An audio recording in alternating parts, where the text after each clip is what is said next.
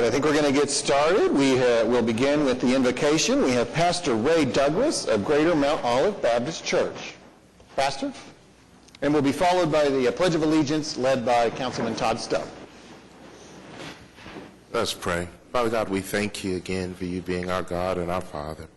Lord, we ask right now your choice blessings on this council as they do the business of the city, that you would give them the wisdom to make the right decisions that ensure the safety and the economic and social well-being of all of our citizens. In Jesus' name, amen. Amen. Please face the flag. I pledge allegiance to the flag of the United States of America, to the republic for which it stands, one nation, under God, indivisible, with liberty and justice for all.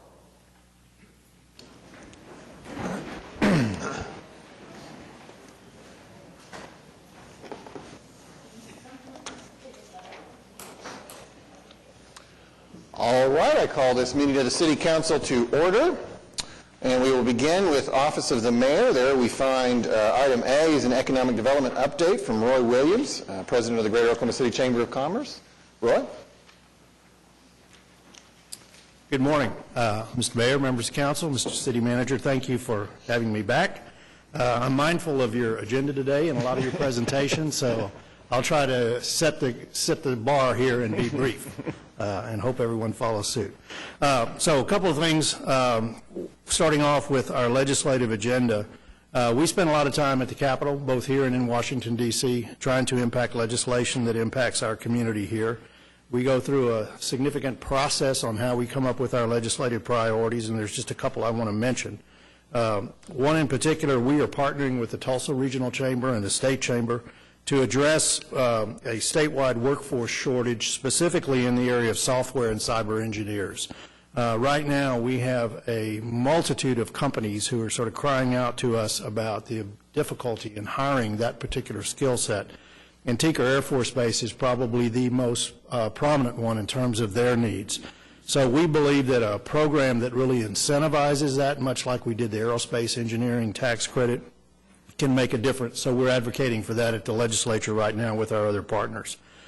Secondly, we're continuing to advocate for smart and safe justice reforms. Y'all are very familiar because y'all are very engaged with us on working on our criminal justice initiatives. We can't continue to expend the kind of money statewide that we're doing on incarceration, and we certainly can't do it on a local level either. So we're supporting legislation and helping to advance legislation to reform sentencing and rehabilitation program funding across the state, both at the county level as well as the state level. Our criminal justice reforms at the state level will obviously have an impact on what they will on our local incarceration efforts, so one plays to the other. As you know, our Criminal Justice Advisory Council now has full-time staff. We hired our first executive director last year, and that person is pursuing all of the recommendations of the Vera Institute in their analysis of our criminal justice system.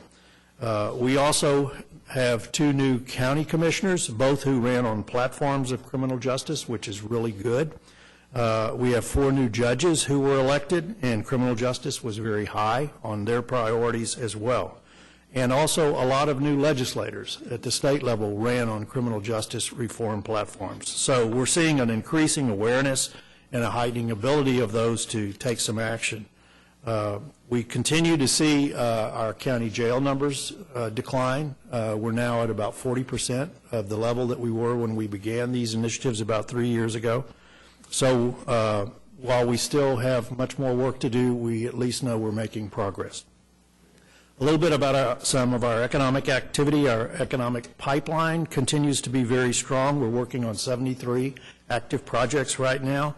If you total up those projects, we'll never get all of them, but if we did, it would be 18,280 new primary direct jobs, about $575 million annually in payroll, and about $4.5 billion in capital expenditures. Historically, the month of January is a slow month, although we did make an announcement in January for a new headquartered manufacturing firm here. And our economic development team had spent about 18 months working on that project. To recap a little bit about 218, we were engaged with 124 different companies that are either expanding or relocating to our market in 2018. And of those companies, 11 are companies that we help recruit, so they are totally new to the market. In total, the projects that we worked with last year have created approximately 7,380 new direct jobs and right at $500 million in new investment. Average wage for all of those jobs exceeded $47,000 on an annual basis, and about $347 million in new annual payroll will occur every year. As you saw and as you continue to hear about, in December, Heartland, the U.S. Division of Global Payments and the 5th largest payment processor in the United States, broke ground on its headquarters in downtown Oklahoma City. They're going to expand their current workforce by about 345 people and build a new 100,000 square foot headquarters in Automobile Alley at 5th Street. Other major announcements in 2018 included CACI International, Amazon, Rural Outsourcing, Hogan Taylor, Del Real Foods, SynQ3 Restaurant Solutions, Booz Allen Hamilton, Halliburton Energy Services, American Fidelity Assurance Company, Dell Technologies, and Tricor Technologies, just to name a few. Retail activity as well has been very exciting. If you've been on the Kirkpatrick Turnpike lately, you've noticed the construction of Costco. That company plans their grand opening in May, a project that our staff has been working on for years and years and years. And as well, there's a number of new projects that will be going into on the Broadway extension where American Fidelity is expanding some facilities up there. You probably read and know that in November of last year, Tinker Air Force Base was chosen to be the MRO for the B-21 bomber. That's the next generation bomber, the long-range strike bomber. It's currently in its engineering and manufacturing development stage, and it is expected that those planes will begin arriving here for maintenance in 2025, 7 years from now. So we're working closely with Tinker in preparation for that. They are also getting closer to the maintenance work on the new KC-46A Pegasus. That's the new tanker. The first one just arrived on February the 8th at Altus, which is where training will be for the pilots. But then all of the maintenance comes here, and that's a $500 million project, about 1,400 new jobs, and we believe that the B-1 is going to be just as big, if not bigger, than that. So Tinker is really positioning itself well for the next number of decades. Our D.C. fly-in, which we do every year, is coming up on May 1st and 2nd. Would encourage any of you who wish to go on that. Some of you have gone with us before. Our 2-day program there will include briefings from all of our congressional delegation members. We'll have a reception on Capitol Hill with defense leaders and congressional members and leadership staff. And off-the-Hill sessions will be covering military defense updates, immigration, and the political landscape in Washington, D.C. So please contact us if you're interested. Every month now, the Chamber started doing Chamber forums. And these are on top of all of the other events that we have been doing. And in January, we hosted a panel discussion about Oklahoma's 8 opportunity zones, Oklahoma City's opportunity zones, and how to invest that. Packed house, standing room only. This month, the superintendent of Oklahoma City Public Schools, Sean McDaniel, was our program, and he talked about Pathway to Greatness, which all of you are familiar with. And in March, we're going to have 2 of the newest members of the council on our forum to talk about their vision for Oklahoma City and get to know them a little bit better. I wanted to mention, too, that 2 weeks ago, I had the opportunity to lead a delegation of about a dozen of my peers to Israel for the purpose of better understanding what's driving Israel's economy. If you don't know it, Israel is probably the most entrepreneurial country in the world. More startups per capita than any country in the world. And so we had the opportunity to learn about what is driving that, what their culture is, to better understand their business, geopolitical, and historical makeup. We also met with venture capitalists, scientists. We visited R&D centers and toured their startup scene. And in the process of doing some research on going there, I found there's actually an Israeli company that was established based on research that came out of OMRF. And it is a company that is looking at neurological treatment of Alzheimer's disease. So we have a connection with Israel, even though probably a lot of us didn't realize that from a business standpoint. I'll conclude with that, but I want to just take a moment to offer my thanks to Councilman Salyer and Councilman Shadid for all of the work y'all have done for our city. Your passion has been noticed oftentimes, and we certainly appreciate that. So we wish the best to you, and thank you for your service. With that, I'm happy to take any questions anyone might have. Thank you, Roy. Any questions for Roy? Yeah, I have a question. So we're about 7 months away from finalizing what goes into the MAPS 4 package, and yesterday there was a story about the designs for an arena at the fairgrounds, right, with a price tag of about $125 million if you include the add-ons. And David, they quoted you saying that there's traction for that program, that it would be transformational. I'm not sure if there's any polling or that we have any data, but I've run on a Maps for Neighborhoods campaign twice. I've had town hall meetings. I've talked to probably thousands of people. I haven't really heard any clamoring for an arena at the fairgrounds, much less for $125 million. I really haven't heard anybody ask for that. Or is there data to support such a large percentage of MAPS 4 going to an arena? That would be question number one. Number two would be, since the State Fair Board has an allocation of 6/11 of the hotel motel tax, so they have a dedicated funding stream, and they can use that to issue revenue bonds. So they have a mechanism to borrow money and build things like an arena. So with them having such a large revenue stream and the ability to go out and borrow large amounts of money, is there a need to put such a large expenditure on the MAPS 4 program? I have not seen any polling. I'm not privileged to any polling. We haven't done any polling. The Chamber has not yet. So I don't know where the voters are on that issue. I mean, I do know, because I'm involved with the Fair Board, that the facility that is currently out there is 55 years old and is in a horrible stage of disrepair. That doesn't necessarily mean it should be a MAPS project, but something needs to be done with that facility if we're going to continue to expand on equine activities as well as high school activities out there, et cetera. But I really can't answer your question directly as to whether or not that should or shouldn't be a MAPS project. And if I may just jump in, the quote you just used for me was taken out of context by the story and now taken further out of context by you. Okay. So that was a statement I made in my State of the City address in reference to about 24 different projects. A very soft blanket statement. I mean, to be attributed as some sort of statement of support for the State Fair project to be in MAPS, I want to completely disavow that, because that's how it read in the story yesterday. I mean, it made it sound like you were talking about this arena. It was from the speech, which no doubt you have read and poured over. So.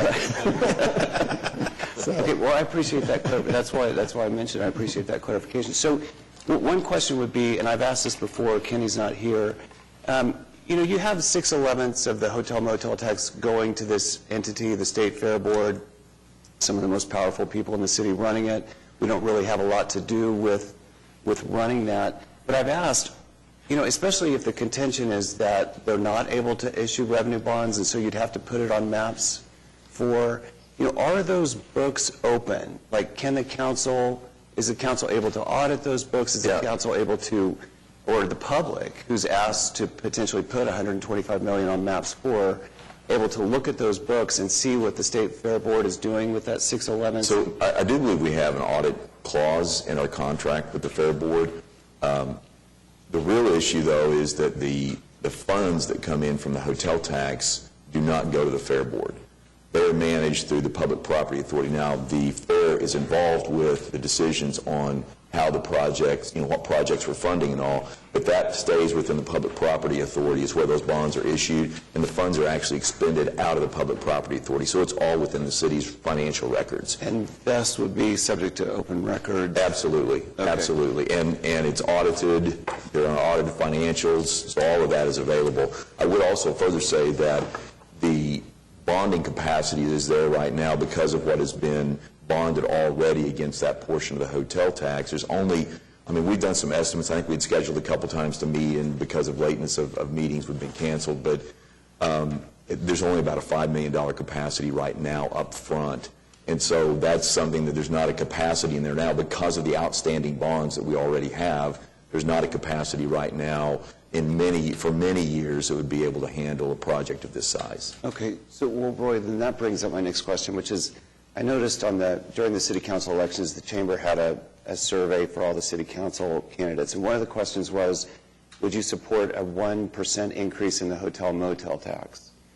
That would allow an increase in the revenue bonding capacity. So is that something that's being thought about? The discussion at the Convention and Visitor Bureau was about that 1 penny being used for marketing in light of the fact we have a new convention center coming on, new facilities and capacity, so it was not discussed as being used for retirement of bonds, but for strictly marketing Oklahoma City for convention purposes. Okay, is that something that's being considered, or just? It's being talked about. There's not been any action taken by anybody. It's just been a discussion. So if the council were to decide not to put an arena in MAPS 4, would you see the chamber still supporting MAPS 4 and running the campaign? I can't speak for my leadership. Sure. They tell me what to do. I don't tell them what to do. Okay. But what does your gut tell you? What we support is what the voters are willing to say yes on. We don't want to run a campaign that we know is going to fail. So based on whatever projects the council talks about and whatever polling tells us, those would be the things we would advocate for. So would that polling be available to the council to review in making decisions, or for the public to review and knowing? We don't make our polling public. We're a private, nonprofit corporation, so what we poll and what we pay for is our property. And the reason we don't release it is because we test a lot of stuff in that polling, and people who are against things could use that information. So that would be like a football coach giving the team the playbook for the upcoming game, the opposition. Although you could release part of the poll, I suppose. We always share information with council members and leaders throughout the community.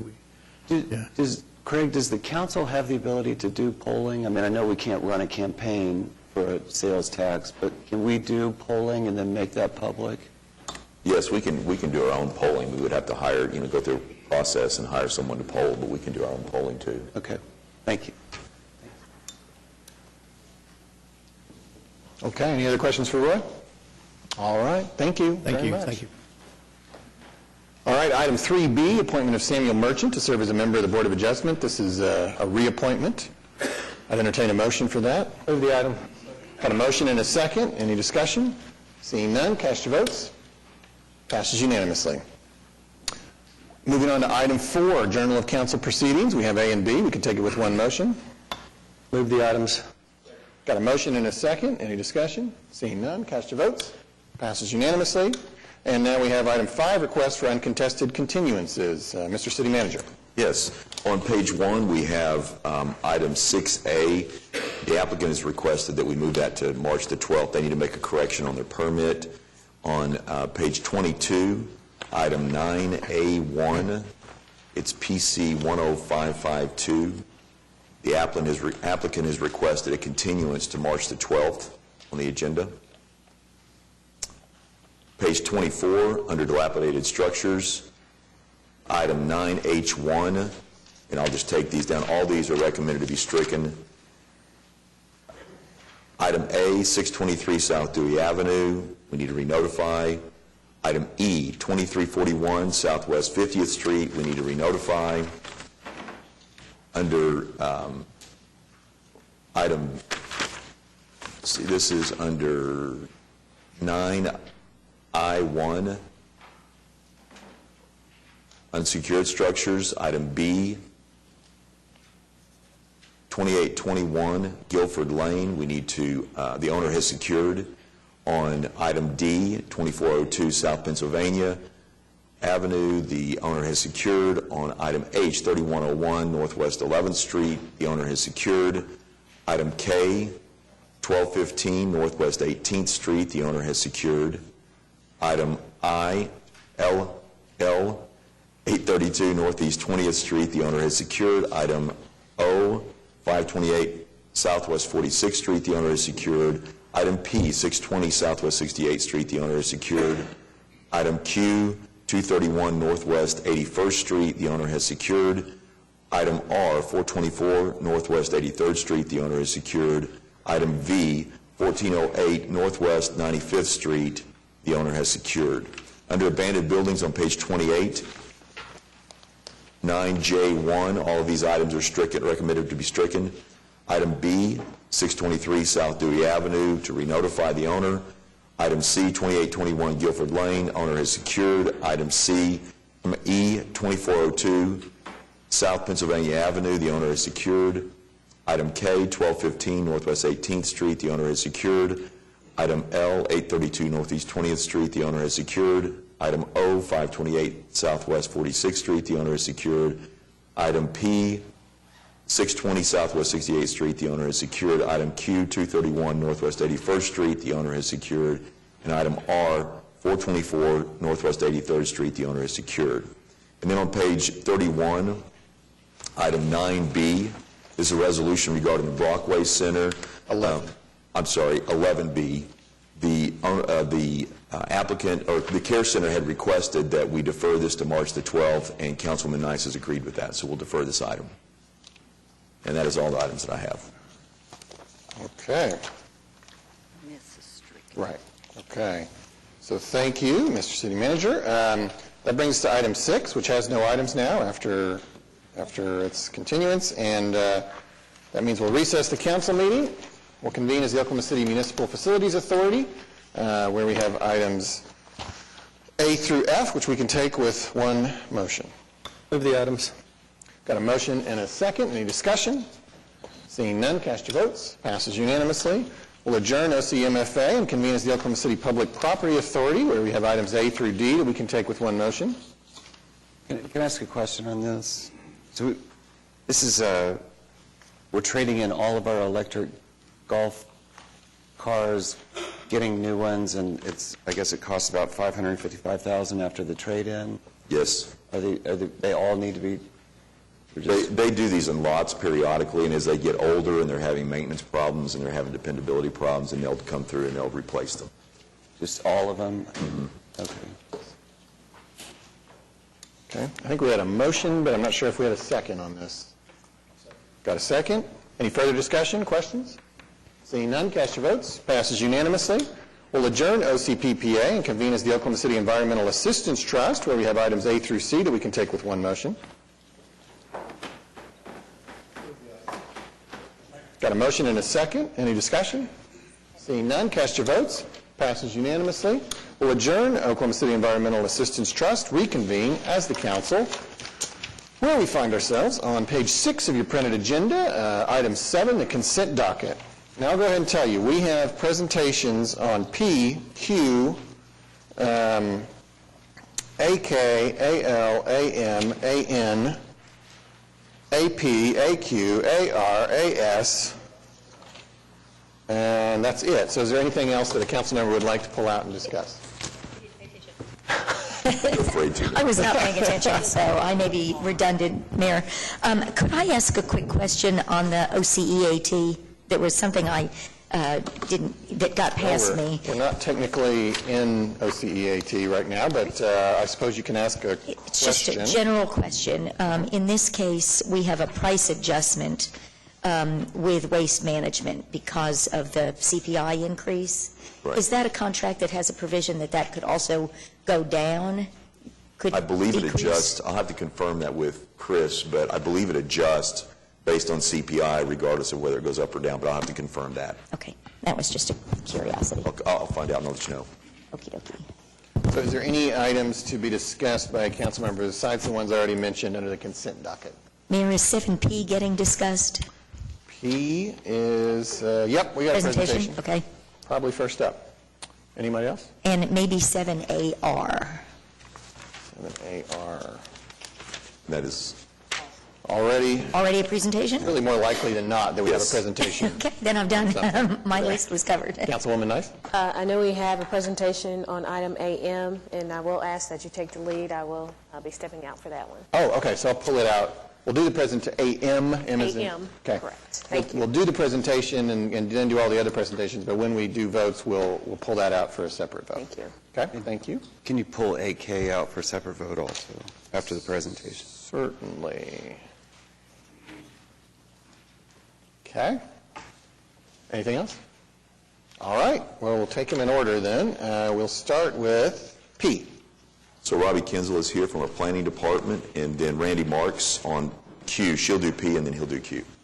Good morning, Robbie Kenzel. I'm the Arts Liaison in the Office of Arts and Cultural Affairs in the Planning Department.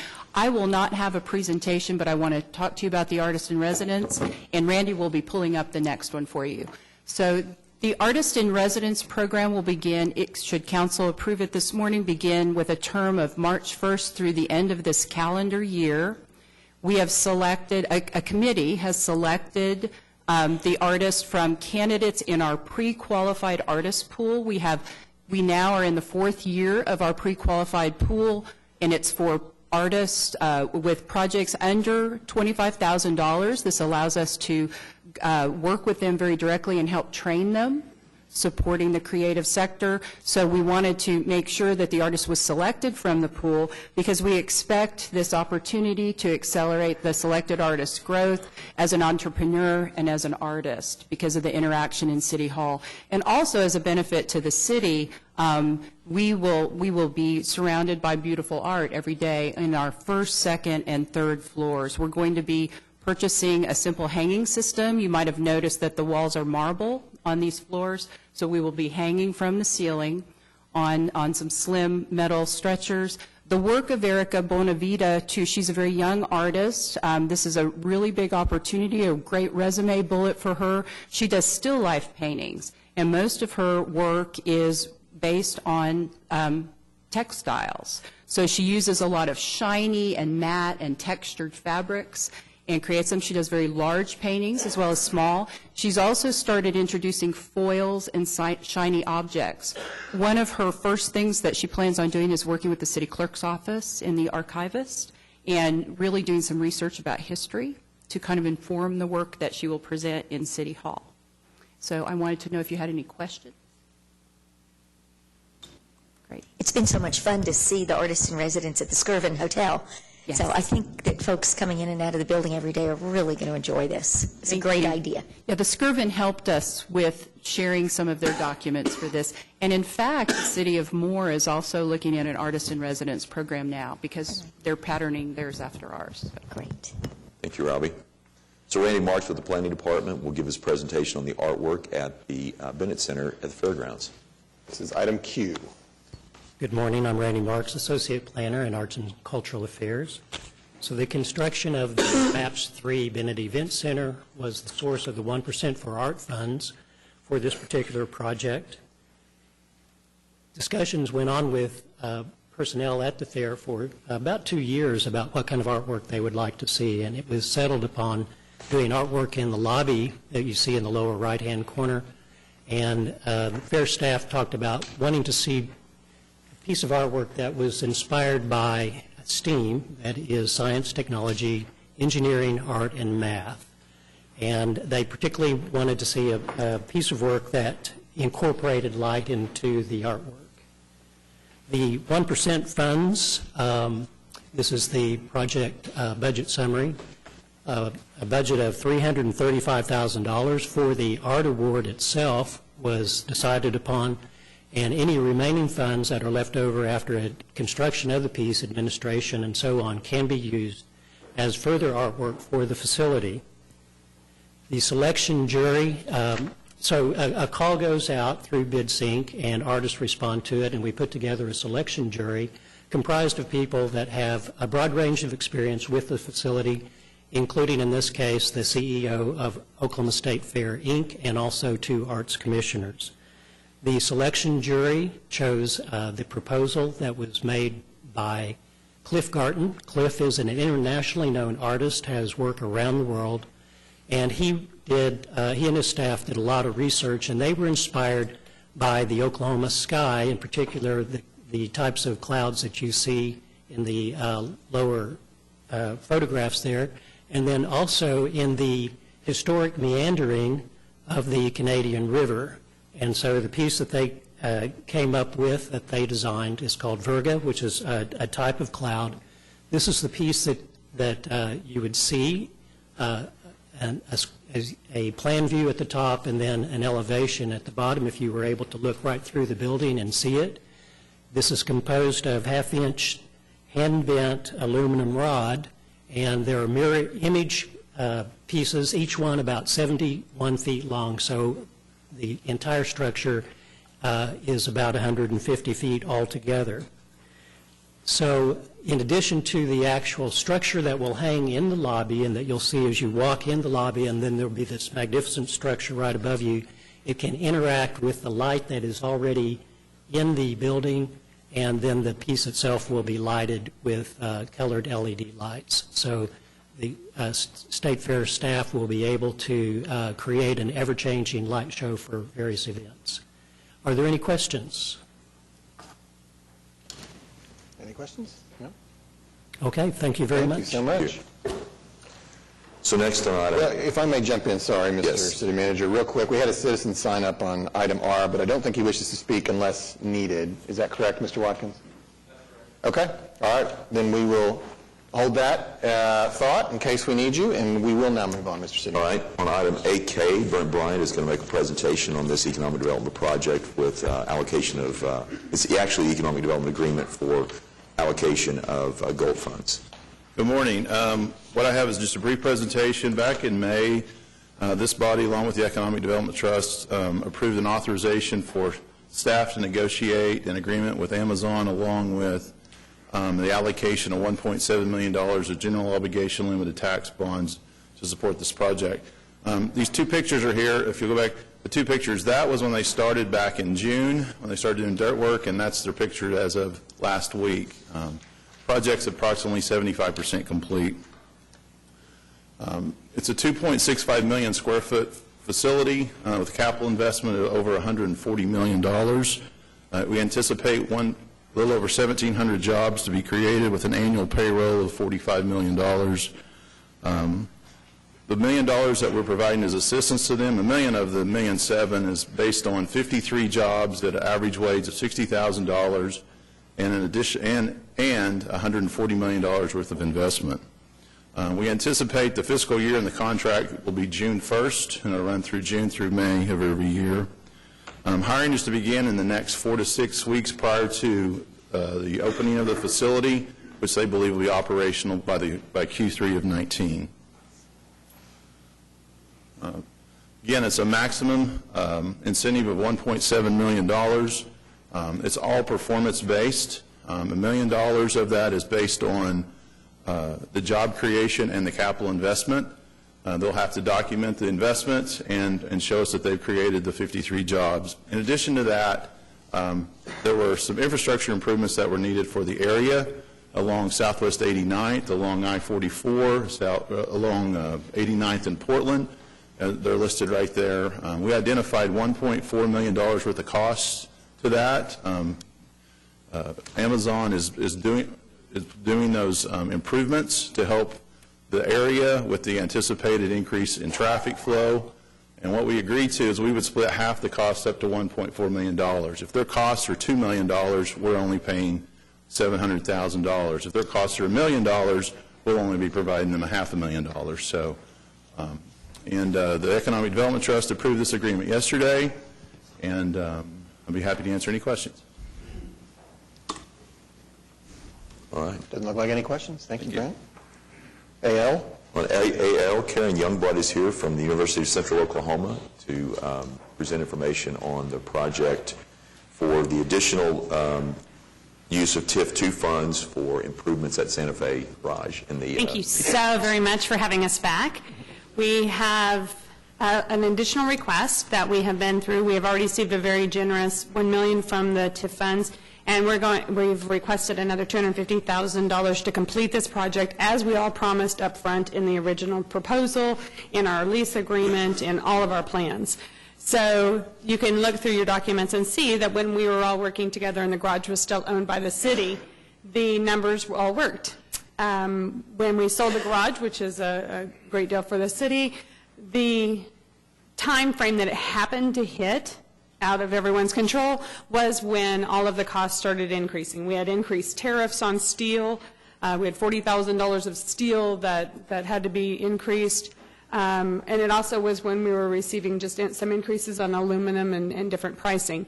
So when we went out to rebid, even though we took the city's portion of our bid out, should have been $455,000 we removed from the bid, our bid only came back $9,000 less. So significant increase. We had already negotiated our lease rate by that point. There was no way we could go back and revert. The city had already sold the garage itself. And so here we were with a dilemma.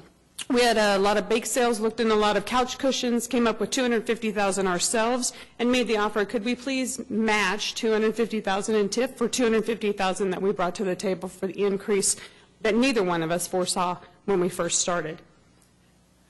We also went through and we looked for every way to re-engineer. Unfortunately, according to the bid, the way that the bid was, we know that glass costs about $45 per square foot to remove. We went through and removed glass pieces, and we received $5 credits. So re-engineering in those cases didn't work. We went through, and we did find some other ways. We changed some grades of carpet without actually sacrificing the integrity of the project, but just reducing costs.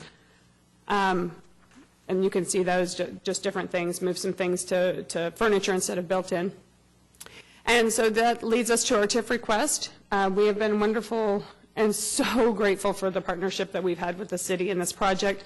Bringing the Santa Fe parking garage on, space that's been dilapidated and isolated since the early 80s, will really be a key to bringing up the vibrancy of the city and the building itself for what we're doing over there. We anticipate several hundred students. We actually already have several hundred students each semester in our UCO downtown at Carnegie Center, and this center will actually be larger than that. So the increase in sales tax, the increase in the mobility, the increase in the energy, the students we bring, and the crossover should be a nice added benefit and pay back to the city on that. With that, I will entertain any questions or thoughts or... Karen, are you moving out of the Carnegie Center into this facility, or are you going to use both of them? We are going to use both. Great. Yes. We have a long-term lease on both facilities and have no intention of not occupying either one of them. That was my question. What is the term of the lease at Santa Fe? The term of the lease is an original 10 years, and I have three additional 5-year terms. Any other questions? So what, I mean, we don't own this garage. We sold it for considerably less than what I think it's worth. Have you talked to the owners of the garage? The deal... Or was this addressed in the sales contract? Yes. It was. When the appraisals were done, the appraisals were done based upon finished space there and with that lease in place, that was a part of the negotiation. And that's where we had set the market rate on the lease based upon recouping the cost of the capital investment, and then made the agreement, made the sale, and then after the fact, this came out, and that's why we needed additional funding to help support the project. But was the possibility of it coming in over budget addressed in the sales contract? It was not. It should never have come in over budget, because when we went out to the original bid, it was in budget, and that's what we based everything on. When the sale went through, we had to unbid the first bid because the terms had changed and send it out for rebid, because the city was actually putting in some repairs. Obviously, the city wouldn't put in their repairs at that point, so we pulled the city's parts out and had to rebid it. That's what caused the bid to go up. It didn't change the sales terms, it didn't change on the lease terms, it didn't change on any of the particulars, other than we kind of took a hickey on it because of pulling out the city's repairs. Okay. All right. Okay, any other questions for Karen? All right. Thank you very much. We'll hold that till the very end of all this stuff, if that's why you're leaving. Okay, sorry. All right, next up is AM, but we're going to hold both the discussion and the vote until we handle everything else. so that Councilwoman Nice can So we'll do resolve the that. presentation, Ron, we'll do the presentation and the vote at that time. Yeah, so that brings us to AN. So on AN, we have Ben Sellers with the Pivot Project. Good morning. Here to discuss our Hudson Avenue project in Oklahoma City. And I thought I'd start by describing briefly the project that's underway currently, the future development, and then some of the infrastructure issues that we ran into. So this is the project that's currently under construction. Consists of 3 new tenants, Resolution Legal, Elk Valley Brewery, and Hudson Market. This is the new addition for the Resolution Legal property. And this is the new addition and the renovation to the Elk Valley Brewery, which opened up this past December. And then this will be the Hudson Street Market, which will be opening up in April. This overview of this entire block, the 2 center sections, the blue and green highlights, are the existing projects that are under construction. Hudson Market, Elk Valley, approximately $4.3 million investment.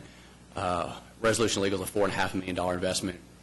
The south red highlight is the future development. We are in the early planning stages on right now. That'll be a $20 million mixed-use development. And then the far north pink highlighted site is a property that we don't own, but we currently have secured a long-term lease on, and this year will be a $250,000 reinvestment. So our investment in this block is just under $30 million.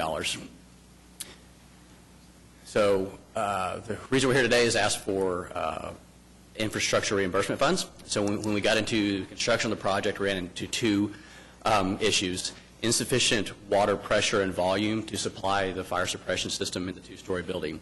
So we were required to extend to approximately 200 feet of water mains, which is the blue highlighted section there underneath Hudson Avenue. And in addition to the water main extension, we were required to put in a fire pump to get the sufficient water pressure and volume for the sprinkler system in the buildings. The second major issue we had was the orange highlighted line under the alley. We relied on city infrastructure maps, and the sewer line that was on the maps actually did not exist. So we ended up installing 200 feet of new sewer main and new alley there.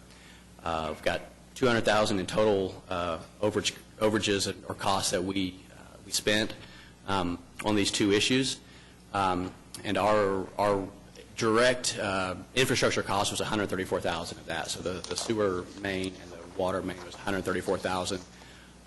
We are requesting $120,000, so a partial reimbursement for those public infrastructure improvements. Okay. Any questions?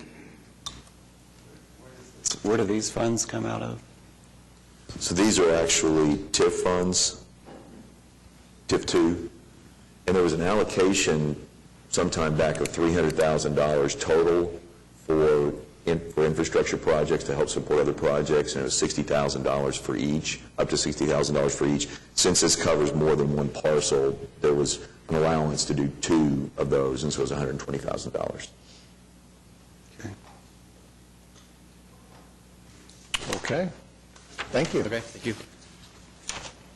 So next up on items AP, AQ, AR, and AS, there's several items here on our general obligation bond sale and then on a refunding. And so I have Kenny Sudol, our interim finance director, give a quick presentation on this. And his presentation will encompass all of those items. That's correct. But we will pull out AQ specifically for a separate vote.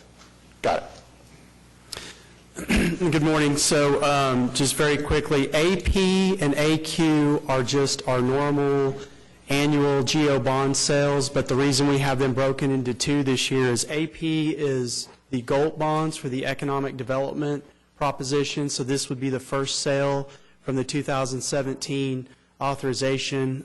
We're doing $30 million in GOLT bonds, so that's half of what was authorized. AQ, and those will be sold as taxable bonds. AQ are all the other projects that are tax-exempt projects. Those are our normal infrastructure bonds. So you'll be seeing items coming back. There'll be an ordinance that comes on the next couple of meetings, and we'll actually do the sale for both of these on March 26th, and they'll be done through competitive sale.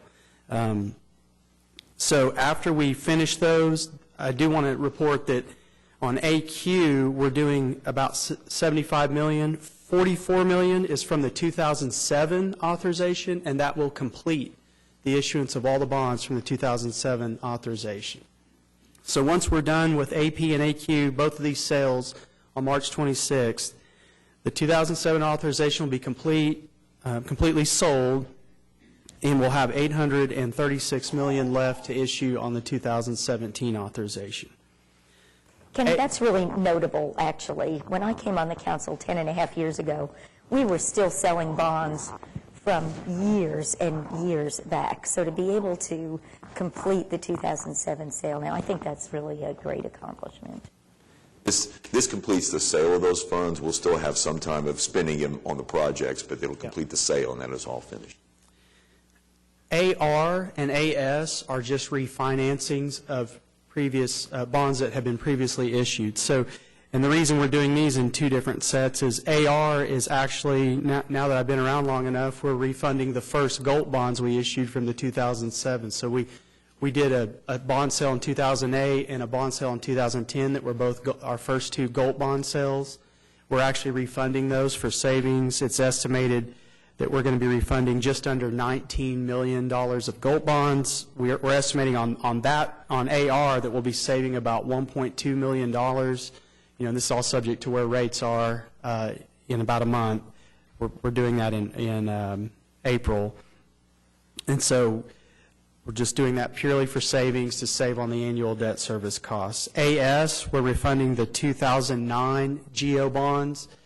We're refinancing just under $25 million worth of bonds there. We estimate on that deal that we'll save about $2.4 million.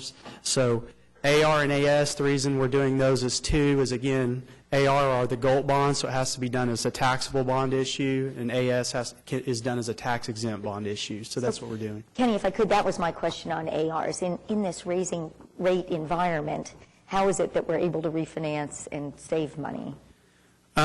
And do we think that's going to continue into the long term? I know it depends on.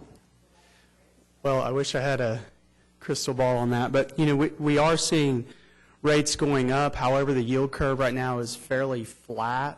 You know, the other issue is oftentimes the biggest factor is when we issue these, they're 20-year bonds. We do what's called rolling down the yield curve. You know, now we get here 10 years later, we're only issuing 10-year bonds or 11-year bonds to refinance 20-year bonds. So that, by nature, your rates are typically lower. But it's certainly something we'll watch. You know, it looks like we're going to have pretty healthy savings on this, but these are subject to this is setting up the financing plan and authorizing the transaction. You'll have two more resolutions on AR and AS, companion resolutions that are coming in the future that set the exact terms, but we think we'll be able to realize those savings in the current rate environment. Thank you, Kenny. Let me correct something I said earlier. I misheard Councilman Shadid. It's not AQ he wants pulled out for several votes, it's AK. And so we'll handle that at the proper time. Actually, are we out of presentation? I think we're ready for AM. Okay, then we'll hold that for a moment. We'll do a motion and a vote for all of the items except for AM and AK. So I would entertain a motion to that effect. Move the items. Got a motion and a second. Any further discussion on all of those items? Seeing none, cast your votes. Passes unanimously. And now we'll turn to AK. We already had the presentation. Is there a motion? Move the item. Amazon? No. Yes.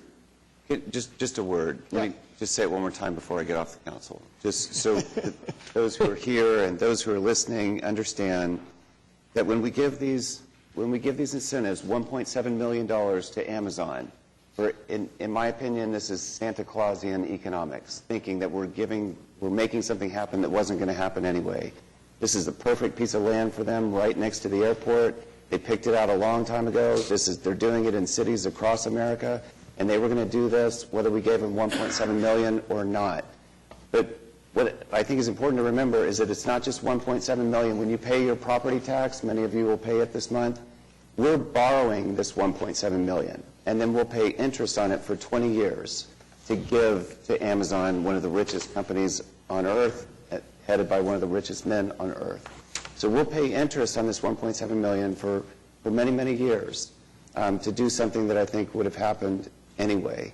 The other thing I would just say is, and maybe we'll talk about this over the next couple of weeks, but there seems to be a little bit of a disconnect between this idea when it comes to historic preservation, that we're laissez-faire capitalists, that we should stay out of the free market and let the free market do its own thing. But when it comes to these incentives, clearly we're not laissez-faire capitalists. We have a hand, and we put our hand on the scales all the time, 3 or 4 times here this morning. And so I just want to call, we'll return to that over the next couple of weeks. But if we can intervene to make something happen, if you believe that this is making something happen, then maybe we can do that in other areas as well that we don't currently. Thanks. Thank you. Any other comments? I forget, did we have a motion and a second on this yet? Okay, I'll entertain. Okay, got a motion and a second. Any other discussion on item AK? Seeing none, cast your votes. Passes 1, 2, 3, 4, 5-2. Okay. Now we'll turn to AM. So on AM, we have Ron Bradshaw with Colony Developers to present the project. Thank you very much. I'm here to request $1 million for the third phase of Page Woodson. There's a series of slides here that just let you go quickly through those, but this is the third phase. The first phase started in 2015 when we acquired the Page Woodson School and renovated it. It is now 128 affordable units. The second phase was a market rate that's 81. Market rate units is complete. This third phase will be 114 apartment units. We are requesting $1 million to allocate 34 of those units, or 30% of the units, to workforce. That would be a term of 20 years, and there's a fourth and a fifth phase that will be starting. The total cost of the third phase is $16.9 million. So far, the investment in phase 1 and 2 is just right at $40 million. I'll answer any questions that you might have.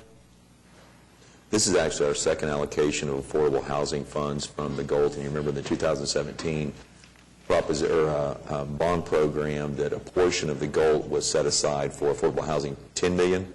And so this is our second allocation of affordable housing funds. Can you remind me the threshold of the affordable housing on its income? Can you remind me the threshold to qualify for affordable housing? What income? Yes, for 70%, there's a HUD schedule that we follow. 15% of these will be at 70% of the AMI. Just 1 second, let me get that schedule. So it's 70% of median income? That's right. These units, 34 units will be at either 70% or 80% of area median income for this third phase. Okay. Well, what is area? I've asked you 20 times. I can't remember. Do you know what median income? It's a calculation that HUD does, and Ron was trying to find the schedule. They publish a schedule every year. But do you know about what the number is? It's about $55,000 in this area, $55,000 a year. So for a family of 4. For a family of 4, right? Yeah. Okay. So if you make more than about 70% of the median income, you would not qualify for these. You have to make under 70% for half of the 34, and under 80% of the median income to qualify. You have to make less than that for the 80%. Gotcha. And then the rest of them will be market rate, the market rate units. Okay. And I guess our desire here is, we're responding to what we understood was, a public desire. We could obviously do all these as market rate, and would, this doesn't keep us from doing the project, but it keeps us from allocating a certain number of them for workforce. Right. For a lower rate. And is there a transit line next to this? There's a bus line, unfortunately, there's a bus line, but we're working to increase that. It's needed in that area. Okay. Thank you very much. You're welcome. Thank you. All right. Any other questions for Ron? Okay, thank you. Thank you. I'd entertain a motion. Move the item. Got a motion and a second for item 7AM. Any further discussion? Seeing none, cast your votes. Passes unanimously. Okay. That concludes our marathon consent docket today. Brings us to the concurrence docket, where we have items A through L. Move the items. I fell down on my job. Don't give up yet. All right, we've got a motion and a second. Any discussion on any of those items? Yeah, I have a comment on A3. This is we're going to hire a consultant to study removing silt from Lake Overholser to increase the capacity. I think this is a good idea.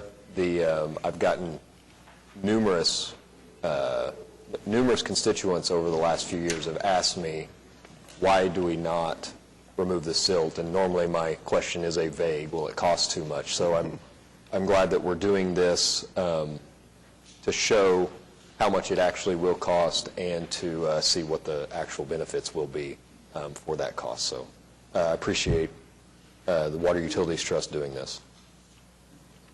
Okay. Any other comments, discussion, questions? All right. Seeing none, we've got a motion and a second. We'll cast our votes.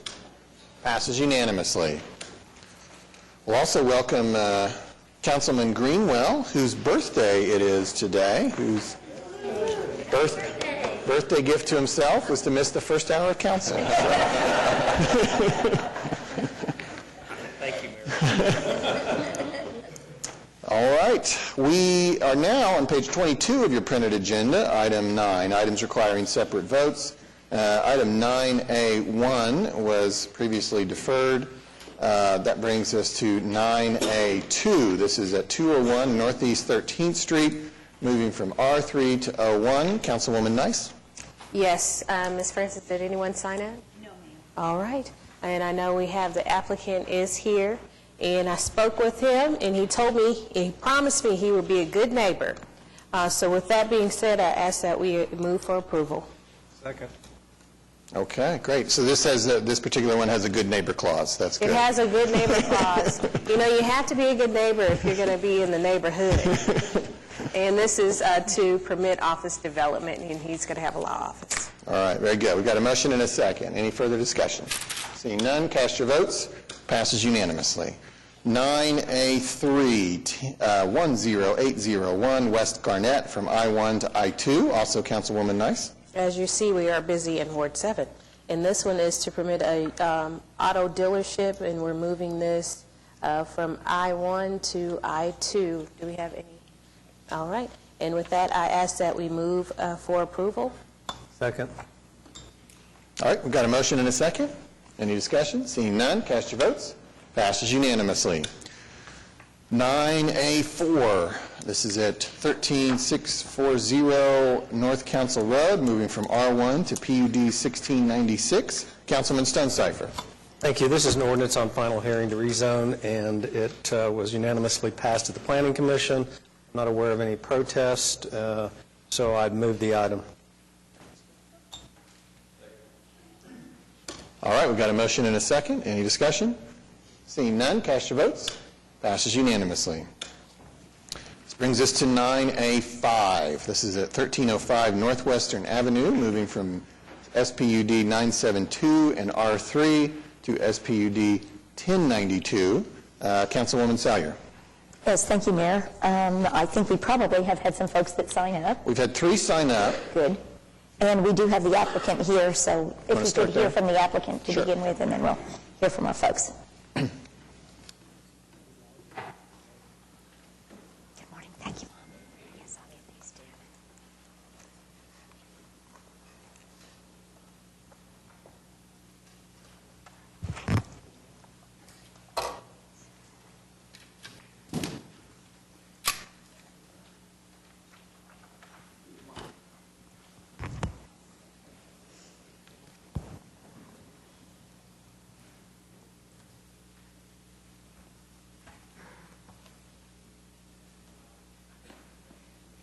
Good morning. David Box, 522 Colcord Drive, here on behalf of the applicant, which is OnQ, and also with me is the OnQ team, as well as Mohammed Khan, who is the civil engineer for the project, and B.J. Hawkins, who is the traffic engineer for this project.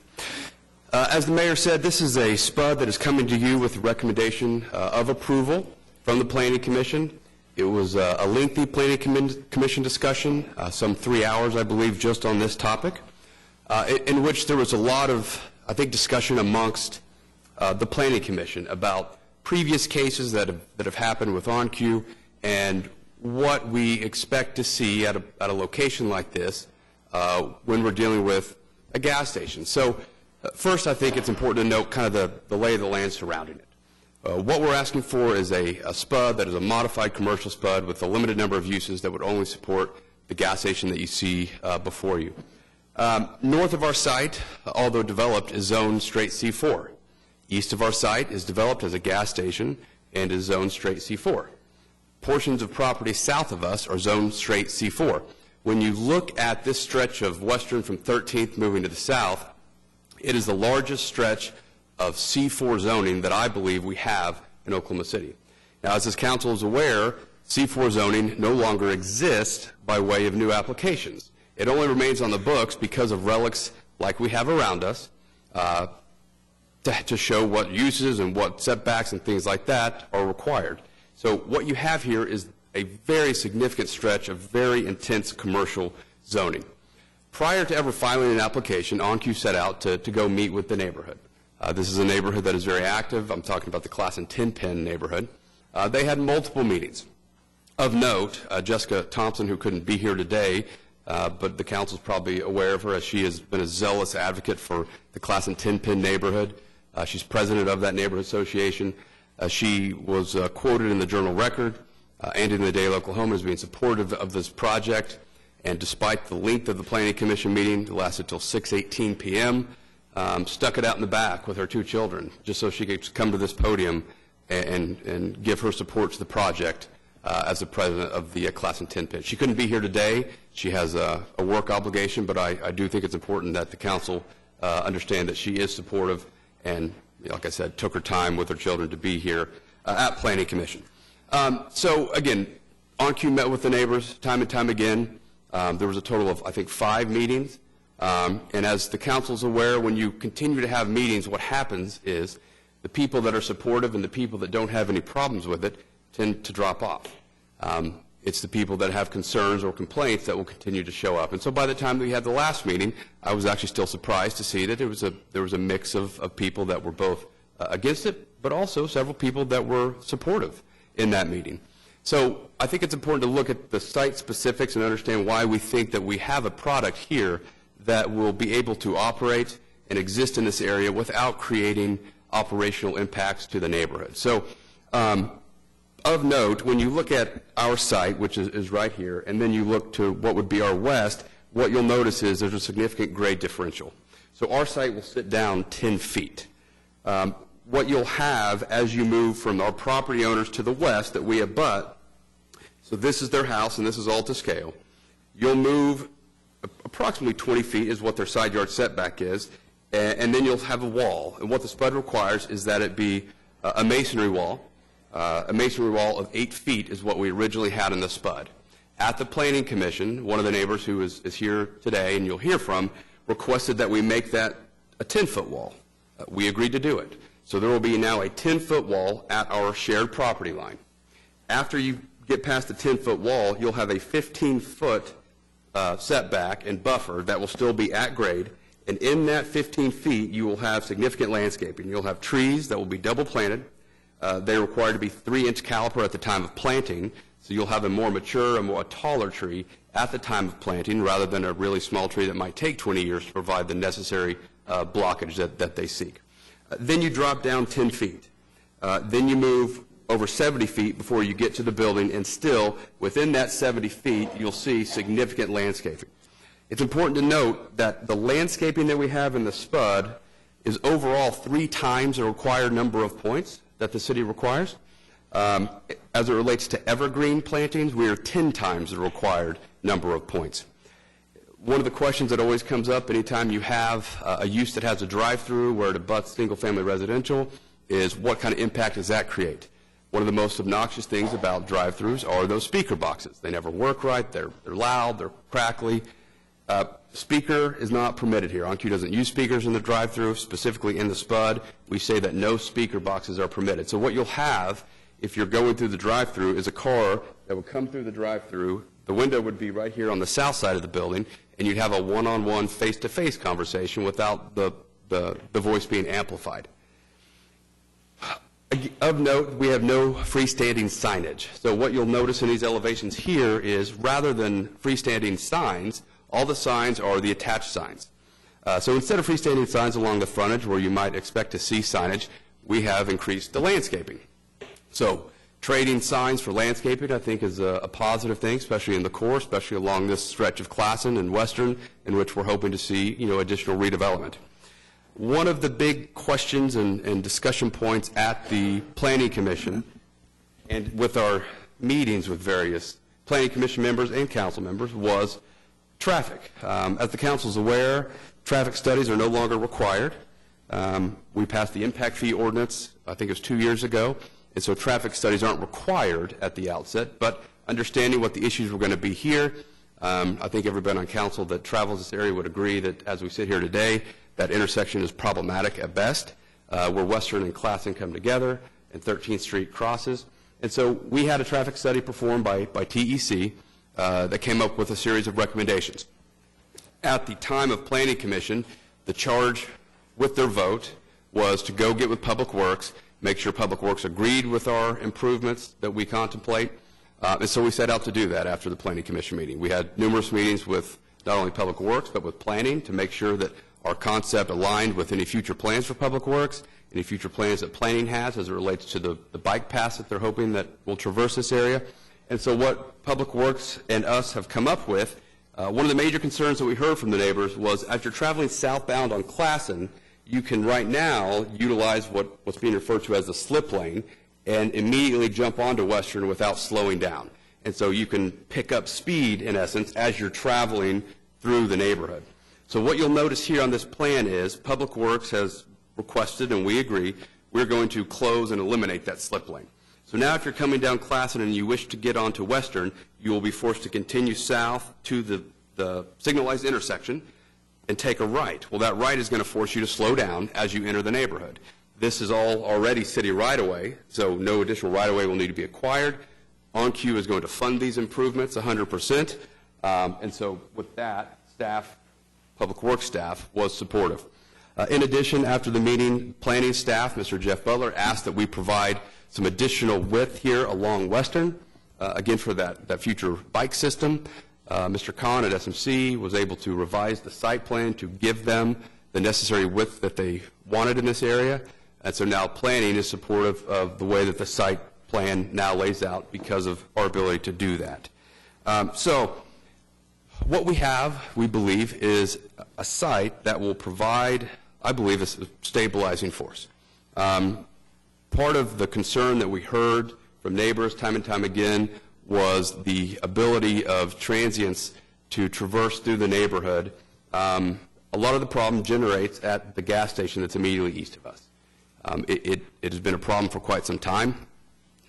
It's my belief that that gas station, once this opens, if it's approved, will no longer exist. OnCue, if you visited an OnCue, I think you'd agree it's a site that's well lit. It's a site that feels safe and secure. The problems that exist at other gas stations simply don't exist at OnCue's. So in this application also, you'll note that west of our site, there is an alley that is open. If anybody's been through that alley, it is an aged alley. It is very difficult to travel unless you have an SUV or a truck. OnCue has agreed to repave at their own cost to city standards the balance of the alley from the western portion of our site all the way to Klein to the point where any improved alley exists as an effort to help the neighborhood. One of the other questions that was raised at Planning Commission was the hours of operation on the drive-through. So my client did agree to limit the hours of operation of the drive-through to 6 a.m. to 11 p.m., and that has now been put into the SPUD document as well. The concern was raised that perhaps some of these uses, although are acceptable in the confines of an on-queue, but independently might create problems, and so we've modified the SPUD again in Section 1 so that all the uses listed within the SPUD are, and I quote, accessory uses, so that it can't be independent uses. In addition, one of the, again, to traffic. So the initial staff report that came out had an incorrect number that related to the daily trips that they believed to be attributable to this gas station. It was 8,600 daily trips is what the staff report stated. The staff report was using an incorrect code from the traffic manual. The code they were using was the trips calculated from a gas station that's associated with a grocery store. So if you think of like a neighborhood market that might have an associated gas station out of the front, that is the trip count generated, because the trip count is really attributable to not only the gas station, but also the grocery store. The correct trip count in the manual is really 3,500 trips. Now, what I can tell you is even the 3,500 trips is high. OnQ has numerous stores across the Metroplex and across the state, and what they tell me is the actual data is somewhere around 2,500 trips. So what you will see, I think, from one of the protesters is a PowerPoint that references this idea of 8,600 trips per day. So I think it's important to note that that's just simply incorrect. That's almost 4 times the actual amount that OnQ sees at their stores. And finally, I want to walk through a series of slides that you should have had handed out. The notion was raised at Planning Commission and through letters that perhaps the ability of a gas station to operate next to a single-family home is simply incompatible and it can't work.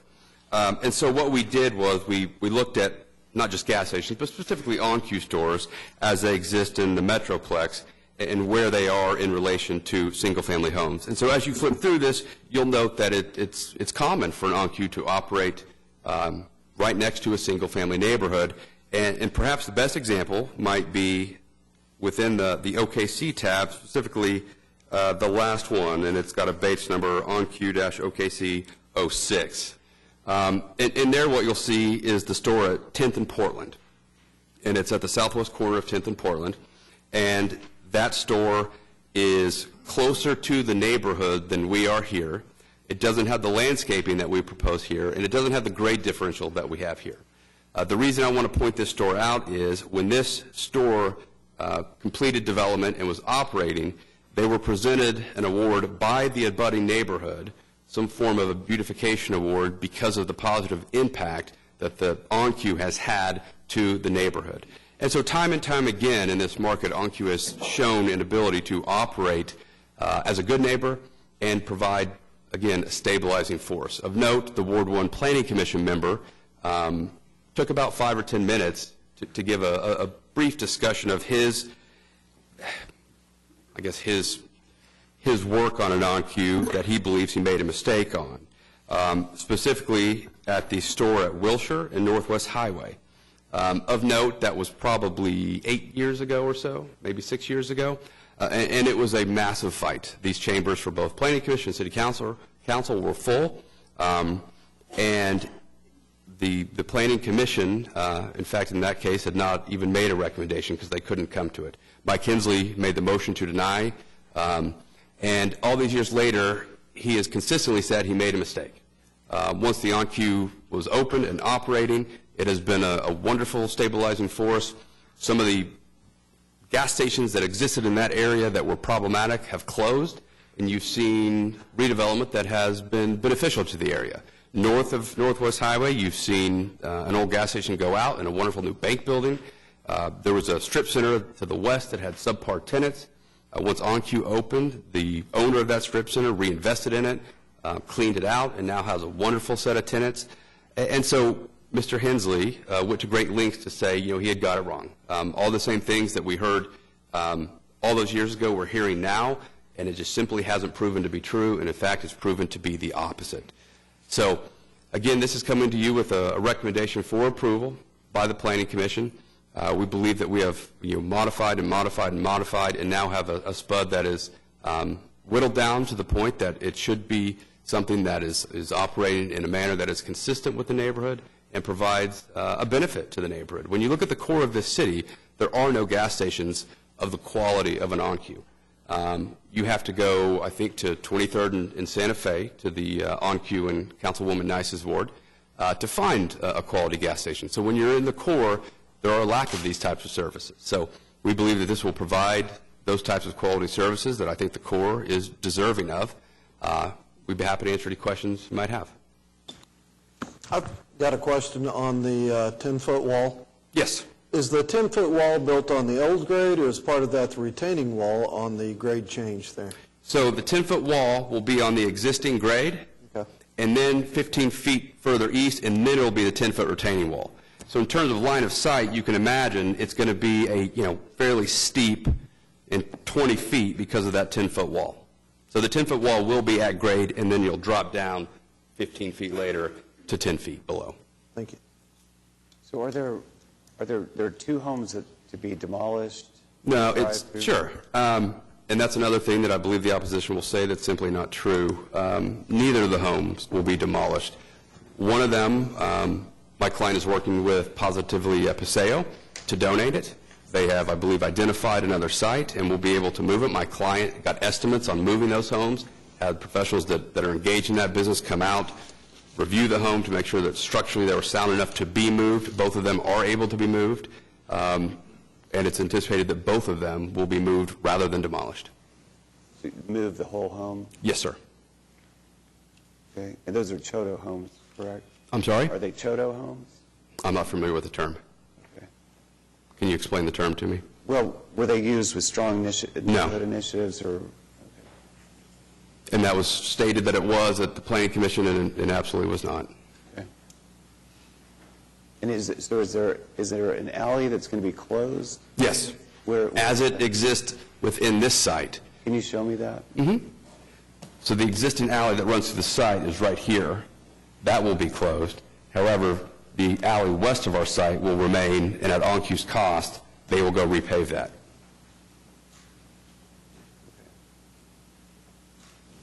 Okay. Any further questions for David? We'll have further time for discussion. We've got some citizens as well. Anything now? Okay. Valerie Wiegman? And Valerie, if you wouldn't mind probably correctly stating your name and your address as well, for the record. Yes, Valerie Wigman, 1128 Northwest 12th Street. I just wanted to first make a few corrections.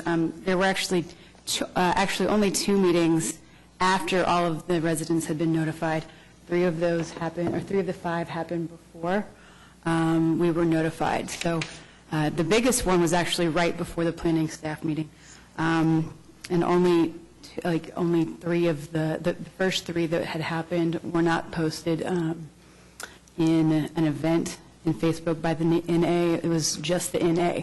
So the neighborhood association were the only ones there to be at those first 3 meetings. Now, I want to also talk about the fact that there's not enough residential property to even constitute 50% to dictate a quorum here, and I think that's regrettable because most of the residential property owners have protested and have documented protests, all but 5, which are rental properties. It's regrettable because with something that affects the neighbor and the residents so much, he says 2,500 trips. He's comparing to our suburban on-Qs. This will be the first on-Q in such an urban setting, so we don't know what the trips will be, probably something a lot more. The staff planning report reported 8,000 round trips, so I guess 4,000 just trips, which means that would be about 333 per hour to our little neighborhood, 5 a minute. Okay, so just to put that in perspective, the cost to benefit ratio is all cost to the residents and all benefit to on-Q. So I know that they're doing things to help buffer that, but if any of y'all have had the chance to read the staff report, it's pretty damning. That very last statement before they outline their 5 technical evaluations basically says that, yeah, there are things that developments like this can do to mitigate this kind of thing, and the things that they outline in that report, but not in this particular instance because it's so urban. And that's kind of a problem. Hopefully y'all all got a chance to read that because there were some really great tidbits in there. I'm not going to rehash it. But we do have, and so we know that this is probably going to go through. I get that. Our only ask as residents, as most of our residents being completely against this build, our only ask is to leave the drive-through off of the SPUD. I think it's unrealistic to think that anyone's going to not go to OnQ just because there's no drive-through. And I actually personally went to 3 of the OnQ's drive-throughs up near Western and Memorial. All in a day. I bought my buffalo chicken tornadoes, which I love. But they actually, I wasn't able to. But I did get coffee, and the service was great. The young people in the windows did tell me, when I asked what they sold the most of, it was the top 3 in every single location was beer, tobacco, and soda. I asked if there was ever anyone that got milk. The answers were sometimes, every now and then, and sometimes. And I know that's something that had come up in the planning meeting. I feel like it's such a small ask, and I feel like it really would go a really long way in making this more of a happy medium and finding a compromise here. I feel like our planning commission was remiss in not passing the SPUD through without requiring the technical evaluations outlined in the staff report, specifically 1 and 5. To leave the drive-through off, which is what they said needed to happen if this was to be approved, despite their denial of their recommendation to deny. And the fifth technical evaluation was to reduce the hours of operation, as a 24-hour operation will have an impact of some kind, whether noise or light pollution or smell, on the residential property owners surrounding. So all I'm asking is that we come to a better compromise here. And I think that's doable if our council members will stick to their guns. I think it's really doable, and I think it would go a long way in making sure that the residents who have, like I said, all but 5 documented protests, it would make them feel a lot more comfortable with this build. Of course, we would prefer if you didn't vote it through. I know that's unrealistic, but I respectfully ask that you consider this seriously. And remember that although in suburban and middle-class areas, these kinds of developments can have great statistically great impact on the surrounding residential properties, it's actually the reverse in lower income areas, statistically. So please let me know if you have any questions at all. Yeah, I do. Yeah. I want to go back to this. So the city previously, in coming up with a strategy to revitalize the neighborhood, partnered with Positively Paseo to invest in remodeling homes, two of which, whether they're demolished or the house is moved, that site, that was part of the strategy, right? To renovate those homes was part of the city's investment and strategy in revitalizing The Strong Neighborhoods Initiative, yes, sir, it was. The federal government's put over $1 million in the Class and Timpan area trying to develop it into a stronger neighborhood. And actually, the house that was proposed originally to be torn down, even though the residents did not use any funding assistance or payment assistance, it actually was partially federally funded. And I'm going to get the documentation today. It's a 10-day, probably, for a FOIA, so I've got to get the documentation for that. I didn't know about it earlier, I would have, but I've got it on good authority from someone who worked at Positively Paseo that was the case. So I wasn't going to bring it up because I didn't have the documentation yet in my hand, but that is a concern of mine. For us to have invested so much federal funding into this neighborhood under this neighborhood initiative, and myself benefiting, because my house was a Positively Paseo home, it's frustrating to say the least. for me particularly, I mean, I've lived here for 8 years. I've lived in that home for over 4 years now. And I bought that home because Oklahoma City has so much flavor. It's a real gem. And it's partially like that because Oklahoma City and you guys have worked so hard to keep, to support small businesses by keeping large foreign, I guess, extra state chains out of our, certain areas of the city. And that's really, it's encouraged, like Plaza and like Paseo, Automobile Alley, Midtown, all of these areas, that you can contribute that growth directly to that fact. And I know that OnQ is an Oklahoma chain. However, it is huge. And I don't know that it fits in with this, our landscape, but especially not in this neighborhood with its size. But technical evaluation 5, it suggests that it can be curbed by having less pumps. Like I said, I feel like it's a little greedy to insist on a drive-through when you have 16 fueling positions. So when the 2 homes that would be moved to allow a drive-through, they were already renovated through the Positively Paseo program? I only know for sure the one on 12th Street. I don't know about the other one. And this might be a question for OnQ, but are you aware of OnQ taking single-family homes, moving them or demolishing them to expand an OnQ at any of these other sites in the city? I've never heard of that, but I mean, like I said, I don't know for sure. David, would this be the first time that that's happened? Can I just ask, Yep. David? Are you done? Yeah, thanks. Thank you. Yes, Mr. Griffith says that there has been another one. Let me clear it, though. I just confirmed it with your planning director. There were no federal S&I funds whatsoever in either house. I'm not sure who she talked to on good authority, but it's not accurate. No S&I funds whatsoever in either of those 2 houses. What about Chodo funds? My understanding is there was no funds. One was a market rate brand new build, the one on the south, and the one on the north, I'm not sure, but I think I'll let Aubrey. There's no S&I funds. Aubrey McDermott, Planning Director. Hi, thanks. It is a complicated thing because through the Strong Neighborhoods Initiative, we partner with our community housing development organizations to do infill construction. I think where the confusion is that the federal funds that we use to do homes through S&I can be done through us with a Chodo, but these 2 homes were not done with our federal funds. They were done by the Chodo themselves.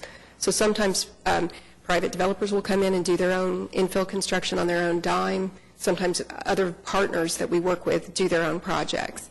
So the question being asked is it an S&I neighborhood? Yes. Do we work with Chodos and S&I to do infill? Yes. Were any federal funds used in those 2 homes? No. But indirectly, I mean, my understanding of the Chodo program is you have funds, the neighborhoods renovate the house, then they sell it, then you take that money, and the dominoes just keep going. So there was an initial investment somewhere, and then that money gets invested into these homes to renovate them. And it's my understanding there's a separation between some projects and others. So for these projects, there was a separation to where the federal funding was not used for those 2, for that one home. The other home, I believe, was privately renovated.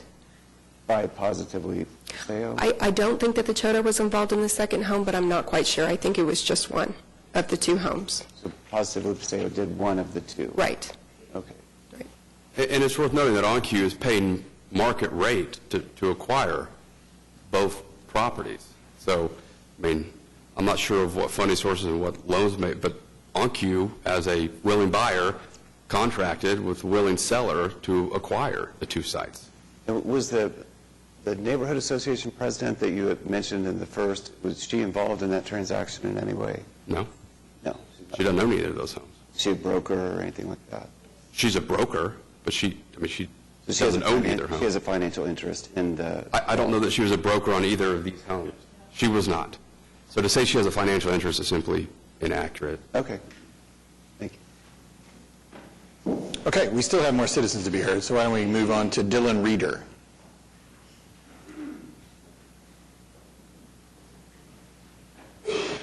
And Mr. Reeder, when you reach the mic if you wouldn't mind stating your name and address.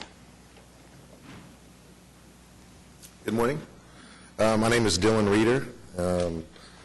I own the property at 1330 North Classen, which is directly straight east from the proposed OnQ site. My property is an office building. I've also got the land south of my building to 12th Street. I'm here today to express my approval, personal approval for this OnQ project. I've had my building for going on 15 years. Back in my younger days, I think I could probably hit a 7-iron to the middle of this proposed site. It's probably a 5-iron now, but I'm literally look straight west and I see where the OnQ proposed site. I've seen some. There's several things that I'm particularly, interested in. No one's ever asked me what I really feel like the best option would be for that particular property site, whether it would be a restaurant, whether it be apartments, whatever, a very nice convenience store chain, whatever. But there are some things but I can tell you right now that that an OnQ location at that particular site would be, if not at the top of the list, a very, very close second if it wasn't at the top of the list. And there's several reasons for that. Like I said, I've owned my property for 15 years. I've seen a lot of crazy things. I mean, as far as I've had an attempted robbery on myself. My cleaning crew has been robbed, or attempted robbery, going out to the trash bins. It's the gateway to Oklahoma City, and that particular, I'm not saying an OnQ is going to solve any of the transient problem that you get kind of bad, but it will certainly help. I've got the darker the dark, the brighter the light, and I feel like that having a business like that will definitely curb some of the things that you see on a daily basis. I mean, last week I had the police in. I had a guy in my conference room, and I couldn't get him to leave. And 3 weeks before that, I had on the east side of my building, I've got homeless people and look, it's cold. I realize everybody's got to stay warm. I'm not saying I don't have a heart, but at the end of the day, I'm going to have to wait until it gets a little warmer to repaint my building, but they're starting a bonfire to stay warm. So, there are things that happen. I think that OnQ is a very reputable company. I grew up in Stillwater, Oklahoma, and before it was OnQ, I believe, it was Jack Griffin's, whatever, I don't know. Jack Griffiths was the original OnQ, and I think maybe they started the OnQ. But in Stillwater, it was, I'm going to date myself, but this is 45 years ago. And even then, Jack Griffiths were really upscale convenience store chains. I say chains, I can only remember 2 or 3, but to this day, if you go to Stillwater, they're very, very well kept, and they're still very large, very nice facilities. Nothing in comparison to what the OnQs are in this area, but they're still very, very nice. So going back 45 years, I want something that goes in over that piece of property that's going to be well maintained for years to come, and I definitely think that OnQ fits that mold. I guess the other thing, too, is for 15 years I've watched the development. You all have done a great job with the downtown area. It's an awesome job. You've done an awesome job. But it's been more than slow on the northwest side. More than slow. It's a snail's pace. In fact, but besides Sunbeam and the Catholic Charities building, which are great facilities, by the way, there's really little or no development. And I will say that the Sunbeam apartment, I've got a couple of properties in Mesta Park, and before they moved over off of Western, the Sunbeam home was right square dab in the middle of Mesta Park. And it worked. My whole point is it wasn't the ideal thing for Sunbeam and Mesta Park, but it worked, and they were good neighbors. And it was good for the community. And so anyway, I do believe that having an OnQ or whatever other business, but a particular business like an OnQ will be a catalyst to help that part of the city that needs a push or a shove. I really believe this might be the straw that breaks the camel's back to some really nice development. There's a lot. It doesn't take a rocket science to drive down Classen and Western and see all those lots that are empty. And like I said, I've seen some crazy things. I know that, I'm not going to, I speak for myself. I've seen there's a convenience store that's directly across from my building. I think the gentleman's here, you'll probably hear from him. I'm not trying to run down anybody's business, but there's a different kind of clientele that is served by that. There's some things that you see and go on, and the folks that hang out there on the side of the building, that simply will not be the case at OnQ. And I say that because I can I'll drive out of my way to get to OnQ, and I think that those locations are going to be the same kind of locations proposed here. So anyway, I'm a huge proponent for it, and I think that this, in the end, will be something that will be a benefit for the community, not only my business, but for the surrounding area. And I just hope you approve it. So anyway, thank you very much. Thank you. Jenna Johnson. Jenna, if you wouldn't mind stating your name and address here at the center podium. Oh, and you have AV. Ladies and gentlemen of the council, Mayor Holt, my name is Jenna Johnson.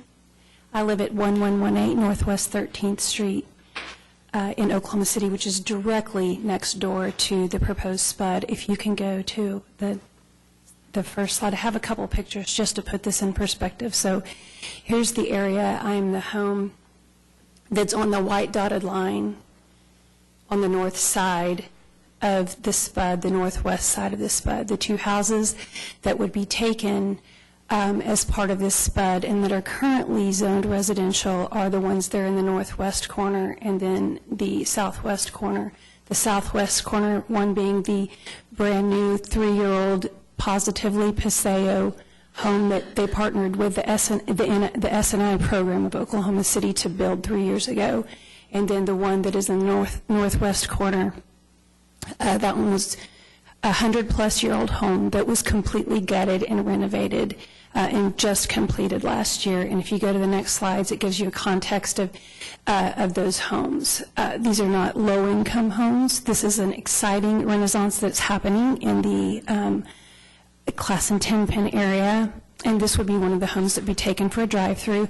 This is the Positively Paseo home that would be taken for, in that specific area, the drive-through placed there, and then the brand new recently renovated home that was in the previous picture. This is the flyer from oklahomacity.gov. Mr. Shadid was asking about.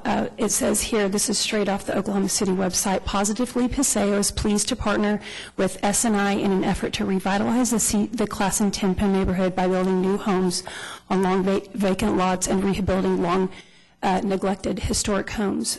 The house with the flag in the top left is the one that will be taken and rezoned You keep as using part that of word. the I just SPUD. want to clarify. You said taken. Yes. That it tends to imply that we've exercised eminent domain or something. We're not involved in this project. No, taken by the approval of the SPUD, right? Purchased, right? I mean, they were purchased by OnQ, correct? I just want to understand. I don't want to get confused. Well, previously they were to be demolished as part of the plan. Right. What's being stated is that this particular home will be moved. So whatever language you want to, Okay, I just want to make sure I understand. You can use whatever language you want. I just want to make sure I understand. Yes, that's where the drive-through will go. However you want to, whatever linguistic you want to use. All right. That's what. I understand now. Thank you very much. Yes. And if you can go to the next slide. Okay, this is our home. We bought it 2 years ago for $395,000. It was completely gutted. It's a 100-plus-year-old home, completely gutted. The only thing that remains are the floors and the outside, the brick. And the house to the left here in the picture, that is where the drive-through will go. And that's within about 60 feet of the side of our home. As mentioned before, nearly every single resident within a 300-foot radius has filed a protest. We don't have enough residential to to get the 50%, and we understand that this is probably going to happen. However, our one request is that the drive-through not be placed. And in fact, if you look at a PUD application and the regulations on that, in section 9.14, and I realize this is a SPUD, but under a PUD, it states that no drive-through can be placed within 150 feet of residential. That's on the face of a PUD application. And so why would homes not be protected as part of the SPUD? Our alley is also being taken, but our one ask for compromise is no drive-through. The two other close on-queues in this area in the downtown core do not have drive-throughs, the one on 23rd and then the one on May and I-44. So it's not necessary for their development. Questions? Are you getting the PUD restriction on drive-throughs? It's straight on the face. Section 9.14 on the face of a PUD application and also in the ordinances. I can read it straight for you. You pull it up on okc.gov. Well, can Aubrey, can you?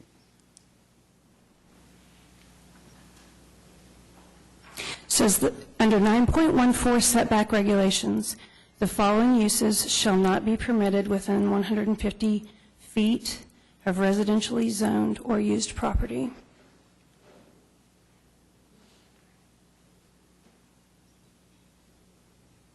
And there are 5 uses. And I think that's the existing zoning that's in place for the PUD that was negotiated prior to this rezoning request. I think those were the terms that had been established before, when this was going to be a different development. Is that correct? So, although that's not a standing requirement for any PUD, that was one specific negotiation. This is on the face of a SPUD. This is a SPUD, not this SPUD application, a SPUD application. Yeah. Section 9.14. That is. Setback requirements. That is what applies on this site today under the zoning that was previously approved. But to Meg's question, is there anything in the ordinance that speaks to drive-through setback to a residential? I don't think that that was a use that was permitted in the previous SPUD. To answer your specific question, no. There is nothing. That was a specifically negotiated element of the current PUD that's in place. The PUD ordinance that exists in the codes does not have that provision. Then why does the application of a PUD and the regulations stated in the face of a PUD? So you're confusing the PUD on this specific piece of dirt with the PUD ordinance that exists in Chapter 59.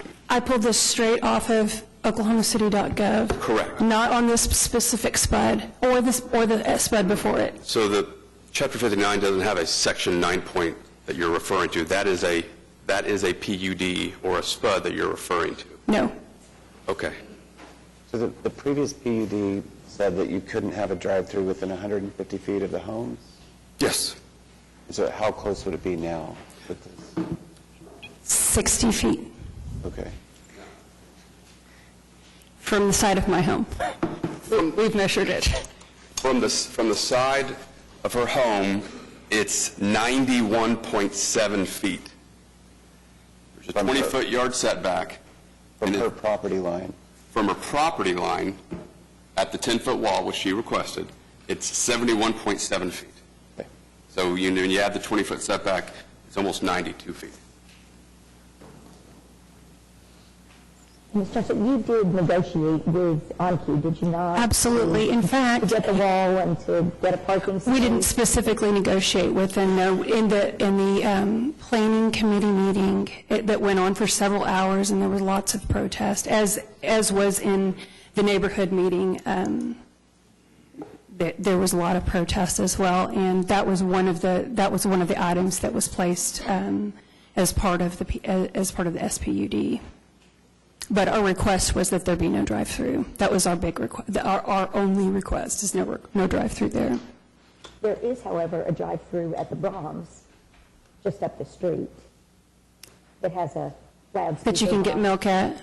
That you can buy milk through the Brahms? Is that what you're asking? There's a drive-through.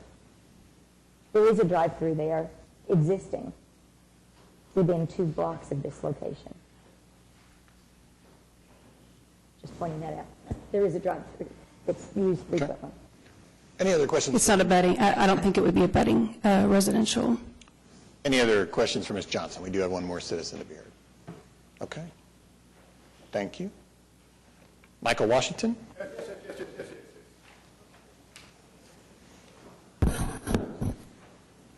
Michael Washington, 2900 Northeast 18th Street. Ladies and gentlemen of that particular neighborhood, I'm in total agreement with you. Let me tell you why. We're a big business. We're corporate America. What we say goes. It doesn't matter that we're going to negatively affect your community. I'm an outsider, and I'm going to come and tell you how to destroy businesses. That's a problem to you. I got all the answers. Isn't that something? Let OnQ tell you how to run your community. Let OnQ tell you how to close businesses. Because in the first place, to my understanding from my relationship with understanding OnQ, while it is a very lucrative business, it seems to me that it also appears to be bulldogging. Because again, as this gentleman just stated, Mr. Box here, that there is a traumatic situation with a business, a service station in that community that has a problem. Well, all of that is going to disappear, as he stated, when OnQ is established there. The residents have already stated their concerns who live in that area, that they don't want this OnQ to come because of possible noise, the problems at night when people are trying to sleep, as well as smells of fumes coming from gas or what have you. And I can understand that dilemma. Let me also say that I normally don't step outside the perimeters of Ward 7, but in this case it appears to me that these people need someone of a political nature like mine to help them file a lawsuit if it's necessary to delay, if nothing else. Because the biggest problem and concern with a lot of our people today is that they don't know they have the avenue or resources of a civil litigation which would delay anything until a final decision is reached. You have your right for your voices to be heard.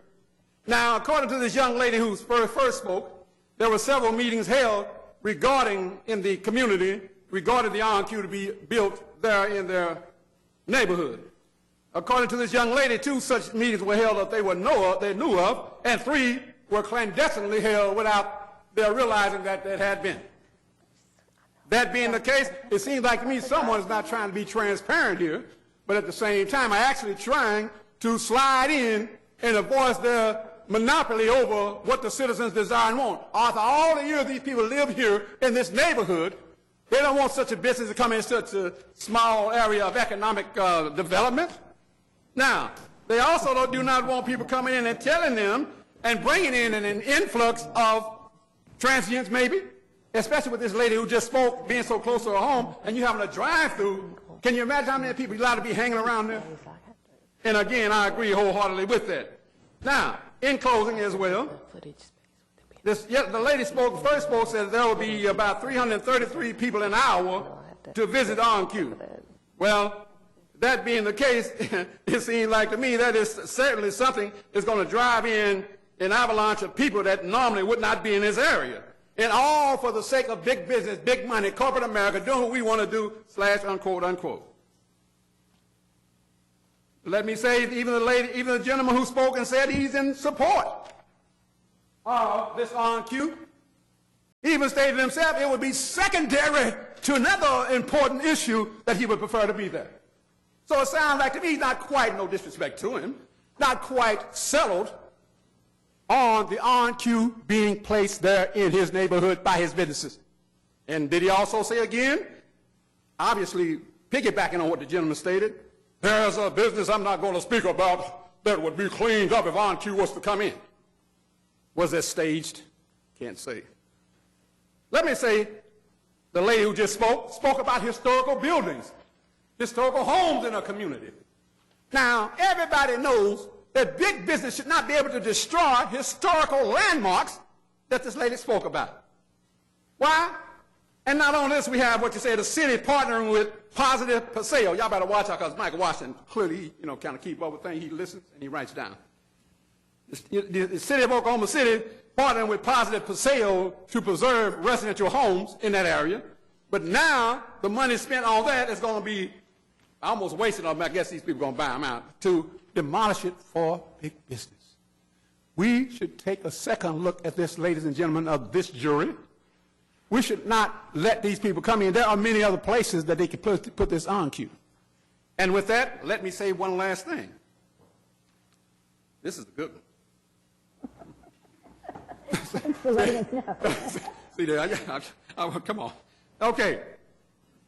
They should be invested in these homes to put people in them and not trying to remove people out of the homes, which is good for the cohesiveness of a community which had done good prior to big business wanting to invade in this property. Again, I thank you for this opportunity to speak, and I will be back. Thank you very much. Thank you. That concludes citizens to be heard. So, Councilwoman Salyer, you want to take it from here? I'll take it from here. I can find lost my microphone. Thank you very much.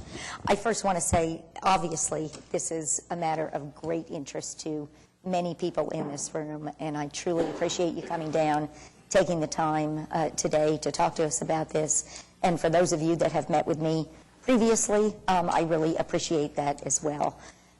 It's important to have this kind of input.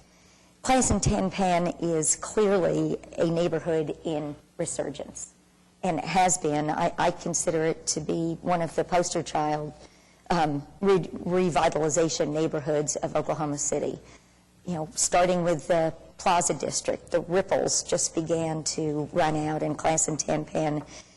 With its emphasis as an SNI neighborhood, with the reinvestment that private citizens have made in the neighborhood, it's one of the greatest stories that we have to tell.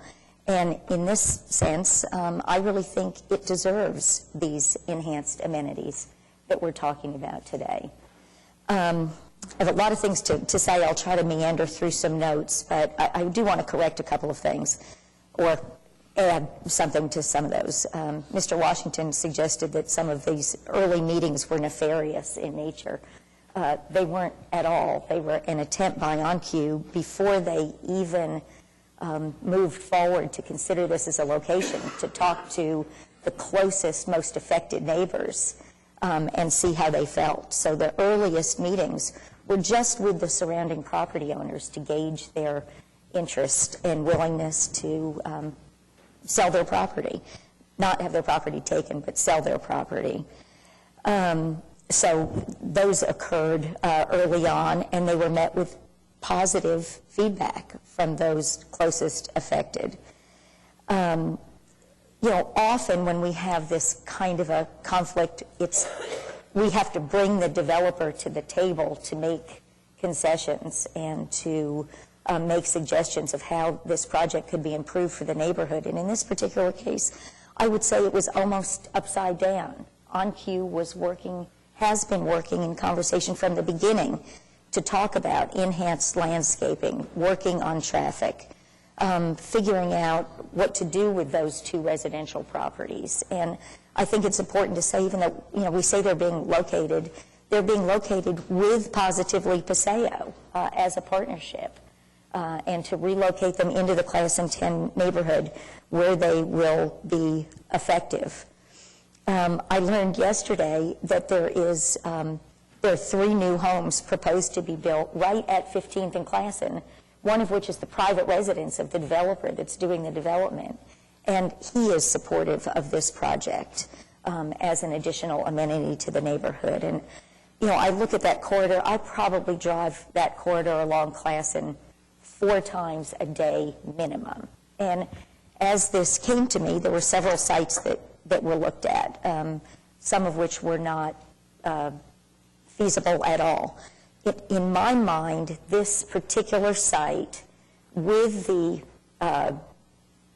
interesting topographical change, makes it kind of an ideal site because the property tucks in, and you've got this tall retaining wall and the trees, so that as you're coming north on Classen, it really is sort of set back into that curve.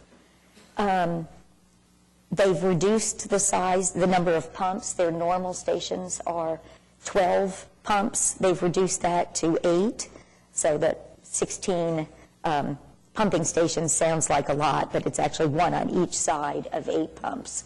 And that was a concession made to make it a little bit more urban. With Mr. Griffith here, I would say, would I wish that the design would be more urban rather than similar? I probably would. But, you know, a company that's has a brand and a chain has trouble doing one-offs. And so I wish we could, but we didn't. There have been concessions made in terms of the hours of the drive-through, limited to 6 to 11. I don't know if there's any movement in that. I don't know if a few hours on either, or an hour on either side would make a difference to the neighbors, but that's certainly a discussion. I understand that a very significant portion of the business comes through the drive-through. So I think having it there is significant. They've eliminated pole signs. They've eliminated lighted signs that would go back into the neighborhood. You know, I think this just provides an opportunity to continue to see the upgrading of the neighborhood with Sunbeam, Catholic Charities, the new Homeland. The business that the renovated Homeland is doing is absolutely amazing. And the neighbors are so grateful to have that enhanced service. And I just think, why would they not also want to have the benefit of an upgraded convenience store and an upgraded service station that will provide lighting, security?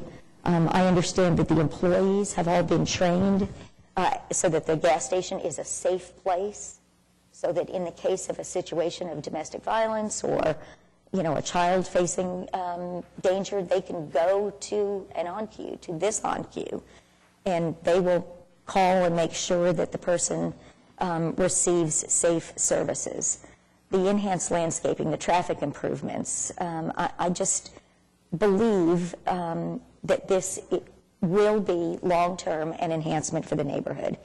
And David, it wasn't 8 years ago that the OnQ went on Northwest Expressway. It was more than 9 because Councilman Mars was in James Griner's seat. And I sat through those discussions where the neighbors were so upset. And I have heard neighbors say today they're really pleased that that facility is there and that it has enhanced their neighborhood and that they were wrong. I actually live in that neighborhood now. And I've heard numerous of my neighbors say that they were wrong in protesting it. So as, you know, as a council person, as we try to balance these interests of everybody, being black or white doesn't work. Compromising is the solution here, and I think I'd like to be sure that we add a good neighbor clause to this as well, and let's, you know, hope we can all be good neighbors, but I think at this point I would move approval of this item. Well, can I ask a question? Of course. Because maybe this is for whoa, sorry. Wow. This is passive aggressive on that. Okay. So when I'm reading page 14 and 15 of the staff report and conformance with the comprehensive plan, am I reading this right, that the recommendation, I mean, there is language that raises several concerns about conformance with the comprehensive plan, and then it seems like the recommendation is denial or approval without the drive-through.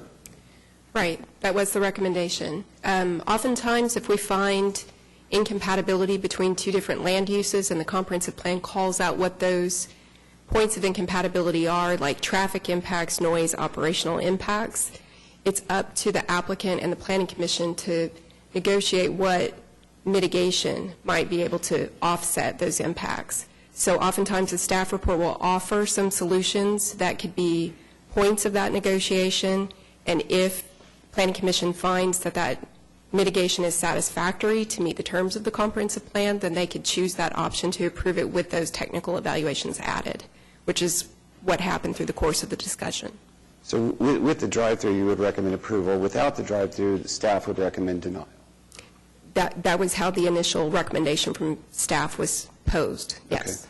Okay. To me, that's the compromise. I mean, I agree with you that compromise should be the goal, and to me, that's the compromise. Is you know, it's one thing to build something very suburban in a very urban location. It's another thing to start taking R1 lots that the city's invested in and has been part of our strategy, move them or demolish them, whatever. I don't know what kind of precedent we're setting so that we can have high-intensity drive-throughs. To me, the compromise is, allow it to happen without the drive-through. That's what our staff is telling us that they recommend. Ed, I hear that, but when it went to Planning Commission, they took out that TE. It was approved by the Planning Commission. Would the drive-through use must be eliminated, removed? Well, you had two people that voted against it and one person that was absent, so it certainly wasn't unanimous. Right. It was not a unanimous vote, but it was approved. And the hours have been reduced. And as I pointed out earlier, one of the closest commercial businesses to this gas station is a Brahms, and it has a drive-through that's been there for years and doesn't seem to be providing any negative impact on the neighborhood, which is right there as well. Well, would you be opposed to what I hear the neighborhood saying is that's the one thing they're asking for? Could we vote on that? And if there's no interest on the council, there's no interest on the council. But just vote on that compromise to do the... How do we... It's not a compromise. The applicant, the property owner has a say in these matters, and they're not willing to do that. I mean, we spent a lot of time talking about it. It's incorrect that if the drive-through was eliminated, that those two houses would no longer be needed. The site doesn't change. We still need that space to meet parking requirements, et cetera. So it doesn't change the ability to have or not have a drive-through. In terms of the comprehensive plan, though, I do want to point to page 14. Under the staff recommendation, it says, determination of conformance with policies contained in the comprehensive plan is in the purview of the Planning Commission. And again, the Planning Commission voted 6-2 to approve it with the drive-through, with a limitation of hours.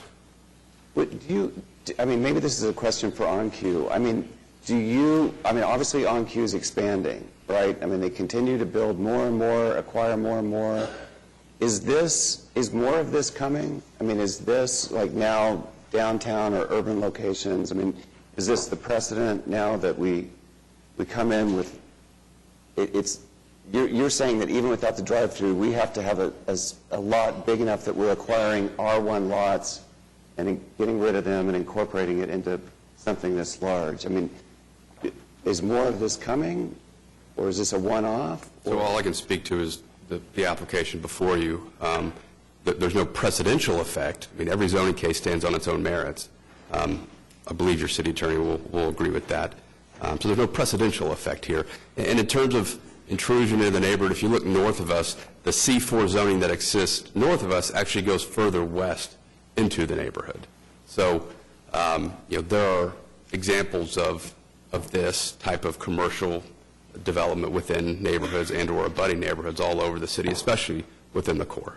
What happens, and I know this is really theoretical and this might sound, but so the uses are restricted to a gas station, correct? Yes, sir. What happens in the decades to come if the need for gas stations, if the demand plummets, if electric vehicles make inroads into the market and the need for these mega gas stations diminishes? So like if the gas station went away and closed up, right? Somebody would have to come and rezone it. And so somebody would have to file a zoning case that would require notice and opportunity to be heard and re-engagement with the neighborhood.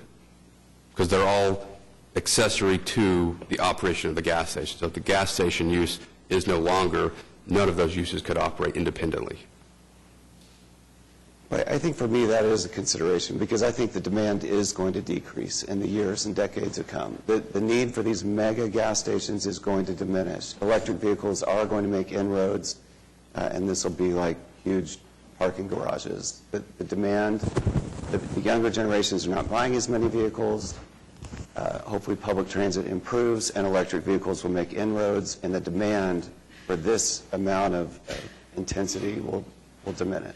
Well, Ed, we sure need more places to fuel electric cars at the moment. I've got a friend that has to drive out to the outlet mall to charge a car. I've done that a few times myself, but the difference is that you can charge them at your home. And so these large commercial, there will be a movement away from that towards refueling at the home. And OnQ is looking at putting charging stations within this site. Well, that's smart long-term. So we have a motion and a second. Oh, I have a question. And I'm in favor of the proposed plan as it's presented to us. But Kenny, my question to you is, does the City Council have the ability to restrict or determine what's sold through drive-through facilities versus a store's normal operations? What is actually sold, like a Coke or a... Right. No, I wouldn't do that. I would recommend not doing that. No, it's just a question. Since it was raised as to that particular issue, we don't have any ability to control or restrict what's sold through a drive-through facility versus the normal operations. I would say it doesn't really have any relationship to the land use. It's the land use is the car driving through there and the screening on to the west of it. And yeah, thank you. Yeah. Councilman McAtee. Quick comment. There is some benefit from being on the council for a number of years. I've been on the council since 2001. When I joined the council, there was something in vogue at that time called Weed and Seed. Weed and Seed was put on by the Department of Justice. You took a neighborhood that was distressed, and your goal was to weed out the bad things and to plant the good things. It's interesting to note that the second Weed and Seed in Oklahoma City was Classen Penn. Here we are talking about bringing a good, additional economic and service-oriented company into the area, which 20 years ago we were trying to get things out. We want this to be sustainable, and I think the addition of the drive-through will give the OnQ folks an added source of revenue in providing service to the marketplace, which will help the OnQ stay sustainable in the years ahead and continue the moving of Classen 1010 forward. Thank you, Your Honor. Any other discussion? Okay, well, we do have a motion and a second. Seeing no further discussion, we'll cast our votes. Passes 8-1. All right.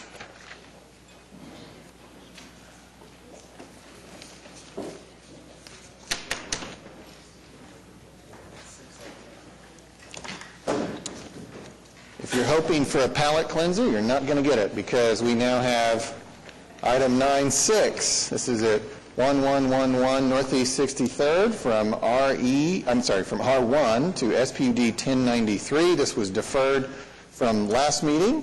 Councilwoman Nice. Thank you, Mayor. Well, get ready.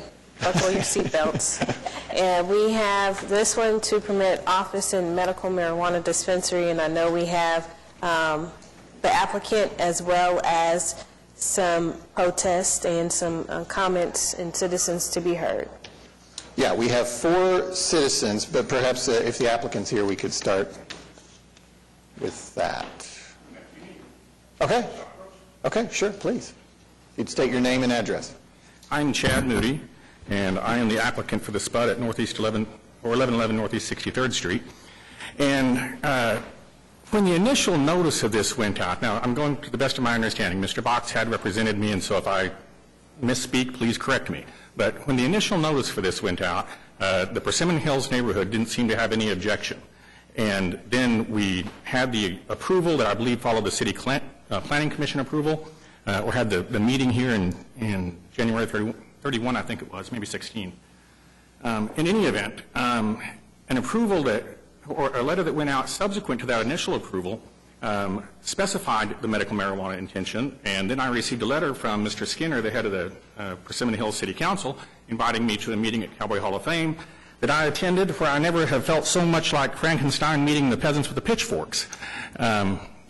I was surprised at the turnout and the upset of that neighborhood. I have kind of put two and two together and learned that is a very parochial neighborhood. They are absolutely hostile to any commercial development. The only commercial development that I'm aware of that has occurred in that whole mile section is Cole's Garden, and one of the persons at that meeting that I attended groused as though they had been tricked into Cole's Garden. The really regrettable thing here is that this is the classic NIMBY, not in my backyard kind of scenario. Oklahomans voted at nearly 58% to approve of medical marijuana as a way to treat maladies the same as we use other medicines. There's a stereotype that has been attached to marijuana thanks to 70 years of failed propaganda by the government with regard to the drug war and marijuana being somehow inimical. What we are rapidly finding out is that it is very beneficial for a lot of uses, and a lot of our opioid addiction is going to be abated by it. A lot of benefit is going to be had by it. But I understand their concern given the stereotypes, but the concerns are not warranted, particularly when you consider my inability to pick good tenants. One of the concerns expressed at that meeting was that it would raise crime. Well, the last tenant that I had in that house was extracted by the SWAT team, and he was performing an internet stolen property sales fencing operation out of there. And so they've already had significant crime there thanks to my poor choice of a tenant. I was not disregardful of that neighborhood whenever I started this process. Eric Moser is the only neighbor that realistically stands to be affected. You can see that just to the east of the proposed spud, there's a section labeled R4, which is a vacant lot, and then a residence immediately to the east of that. That is Eric Moser's residence.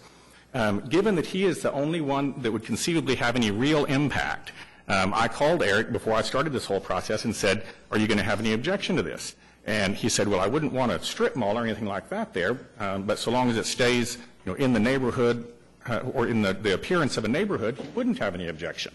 And so I really didn't anticipate any objection whatsoever, because the driveway that serves the proposed spud, as well as the 4 houses behind it that I own, is a dead-end driveway. It does not connect to the rest of the Persimmon Hill neighborhood.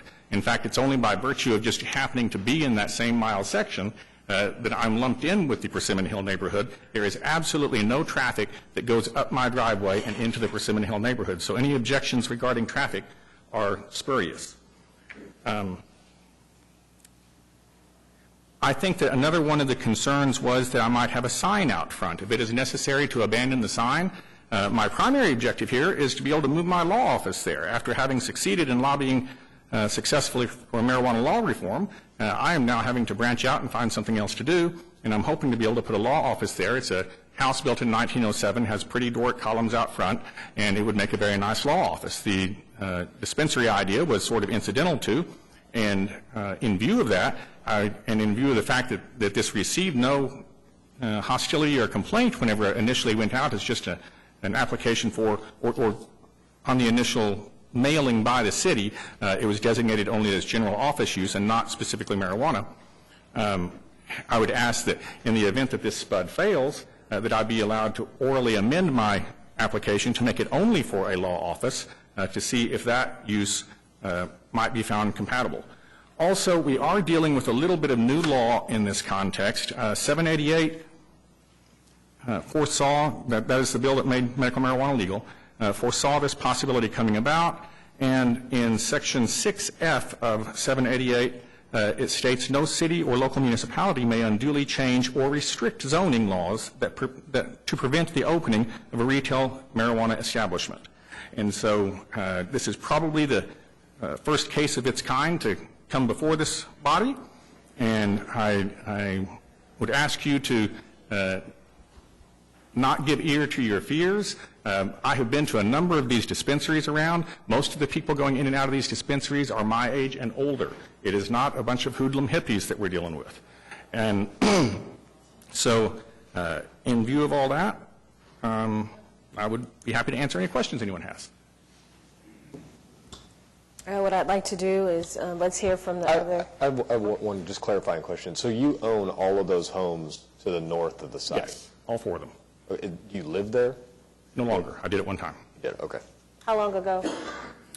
2010, I think I moved out. My father had a stroke, and I had to move out by him, by Frontier City. So Chad, the driveway there there's a driveway off of 63rd Street Yes. that goes up to those houses. Correct. No one uses that driveway other than you? Well, no, my tenants and me. Okay. But just us. It doesn't go anywhere other than to those 5 houses. There are 5 houses and 5 tenants currently? Well, currently 4 tenants. The property we're speaking about is currently vacant. And if you look, continue to look further back, that's where we have another property owner that spoke during our last conversation.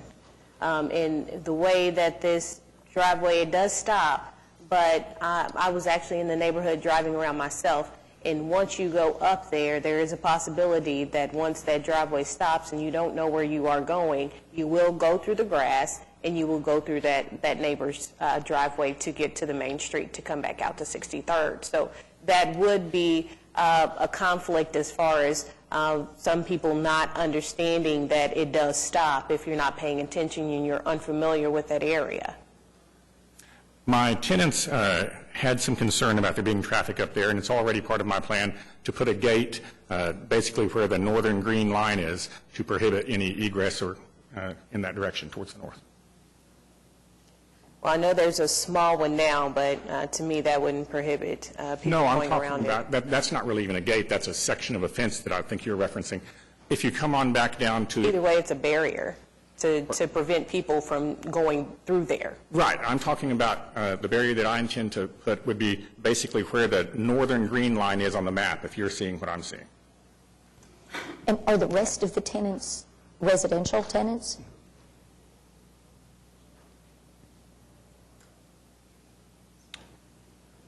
If there's no further questions for Mr. Moody, we could bring up the citizens that have signed up to speak. Okay, thank you. Mike Skinner?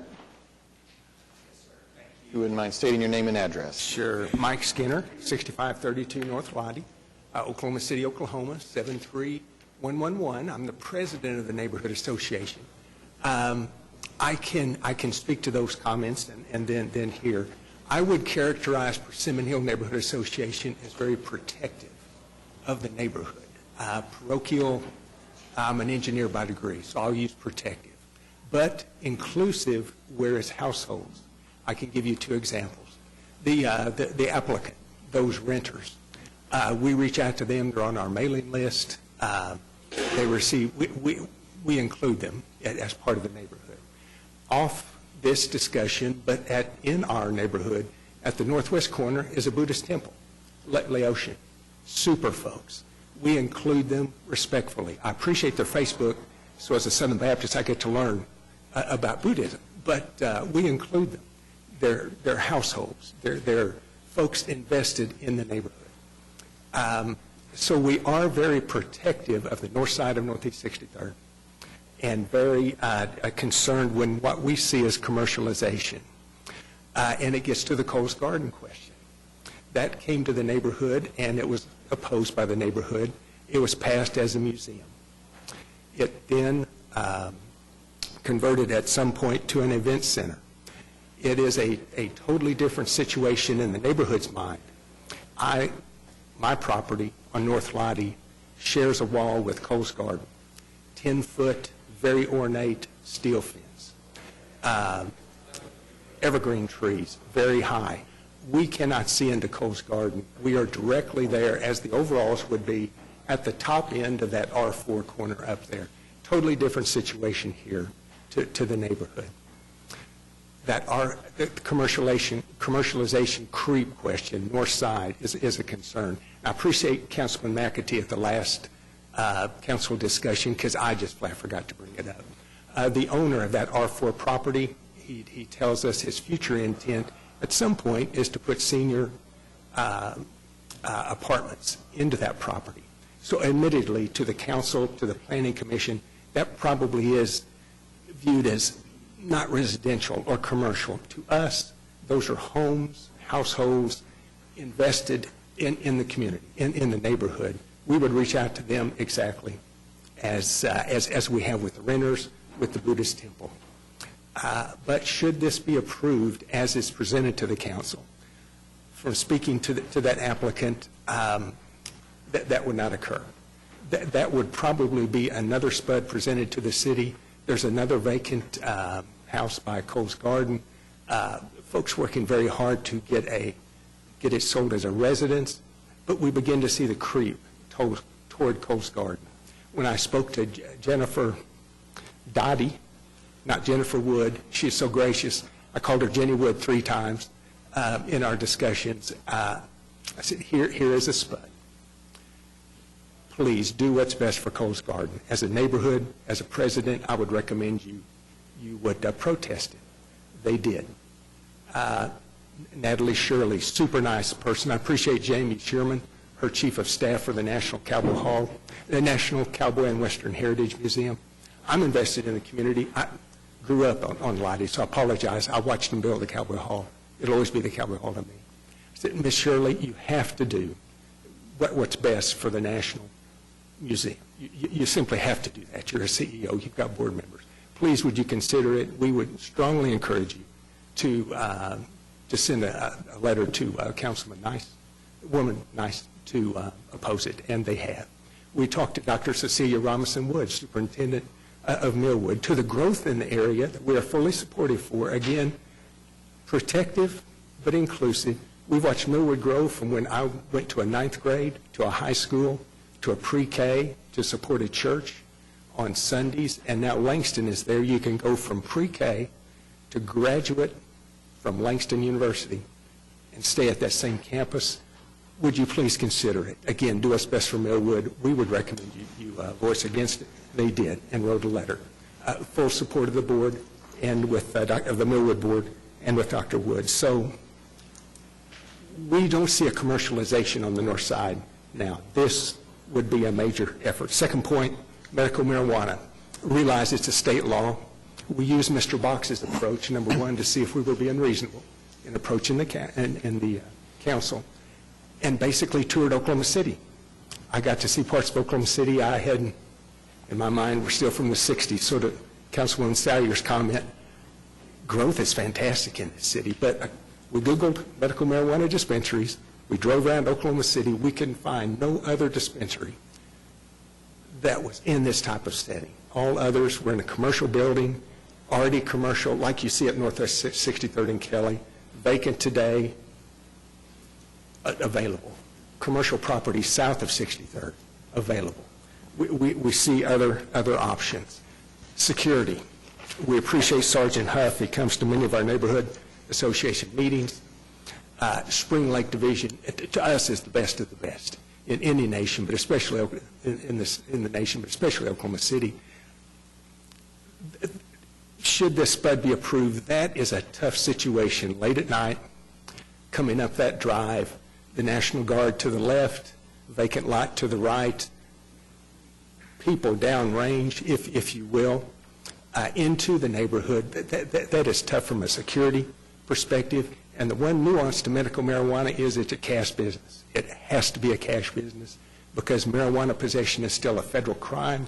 Banks cannot support transactions. Has to be cash. And 3-year study, again, Denver, Colorado by Ohio State University found an increase in property crime around it. Finally, the community. It started in, my goodness, this house built in 1907. Our urban legend, if you will, or our info, it was a Sears house. The Sears Historical Registry tells me they didn't start building them until 1908, but essentially it's as old as the state. Homes built in 1945. Our home built in 1957. Mr. Mosier will come and speak to you, and then Mr. Gilly. Mr. Mosier, I think it was 63rd was a dirt path at that time. So we are invested in this neighborhood. I'm a second generation coming through. I apologize. Hank Young is coming back to the neighborhood. For those of you that knew the Boltons, Unit Parts, just down and on 63rd. I asked him for just an objective viewpoint. 30-some-odd years in the federal lawyer, administrative judge today. Hank, here it is. You're coming back. He married Ann Bolton, So, and Bolton Young, and Bolton Young, yeah. Well, maybe, just so we have time for everybody else. Sure, yes, sir. No, and I think we No, I think you've got the gist of it, sir, and I apologize. No worries, Late. thank you. Calvin Moser?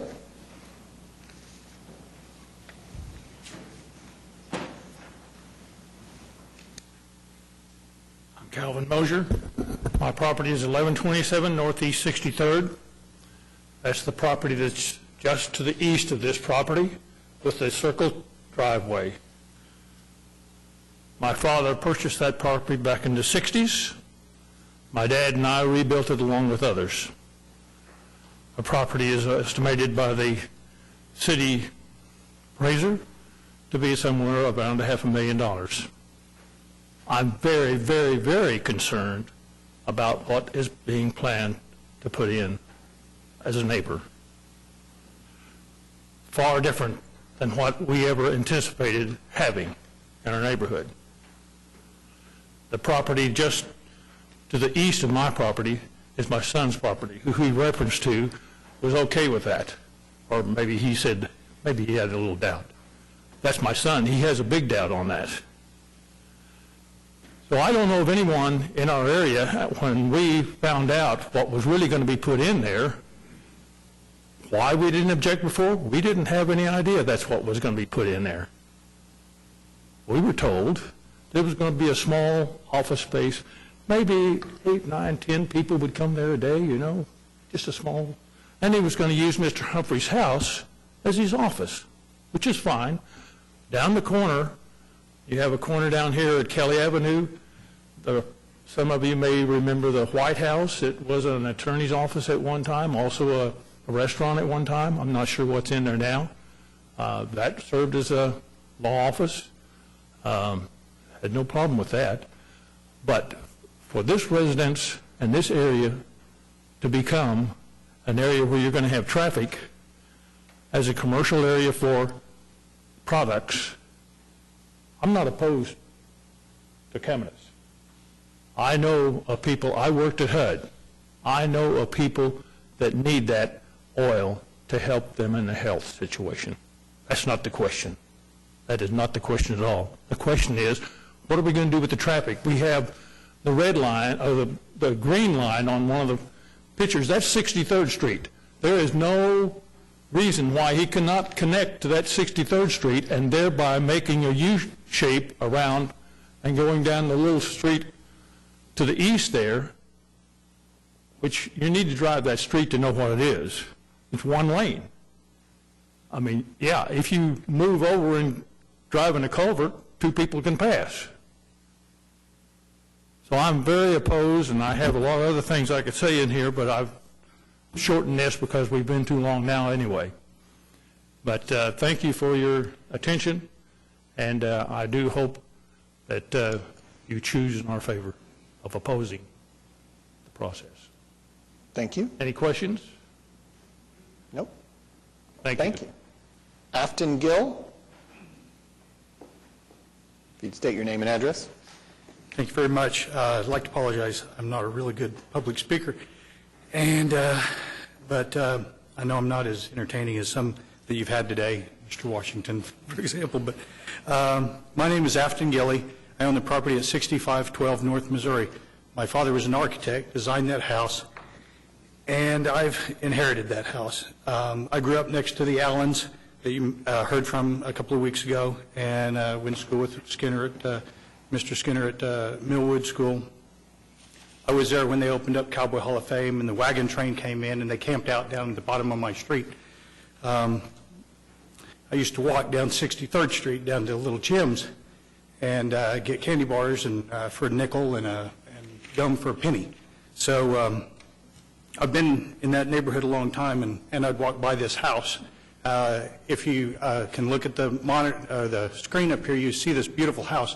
It's a 1907 Sears Roebuck and Company catalog ordered house. It's a historic home. It's a beautiful home. It needs to remain a home. We need to protect historic property like this and keep it. And I think the purpose of this home is to be a home and not to be a commercial dispensary for medical marijuana. Like Mr. Skinner said, there's lots of other sites. If Mr. Moody does not want to be in the rental business, which I think he must not be, because I've spoken to every one of his tenants, including the one that was in the house before, who actually loved the house a lot and said it was absolutely beautiful. Not one of them wants this to be there.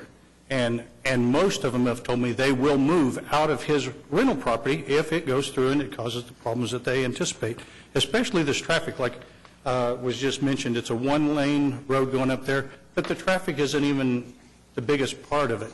This is a home that needs to be protected. As Mr. Moody testified or spoke to you, he said, and he came to our neighborhood association and explained that he was a proponent of lowering the drug penalty for drug possession, and that has influenced his business in a negative way. It has caused him to lose thousands of dollars.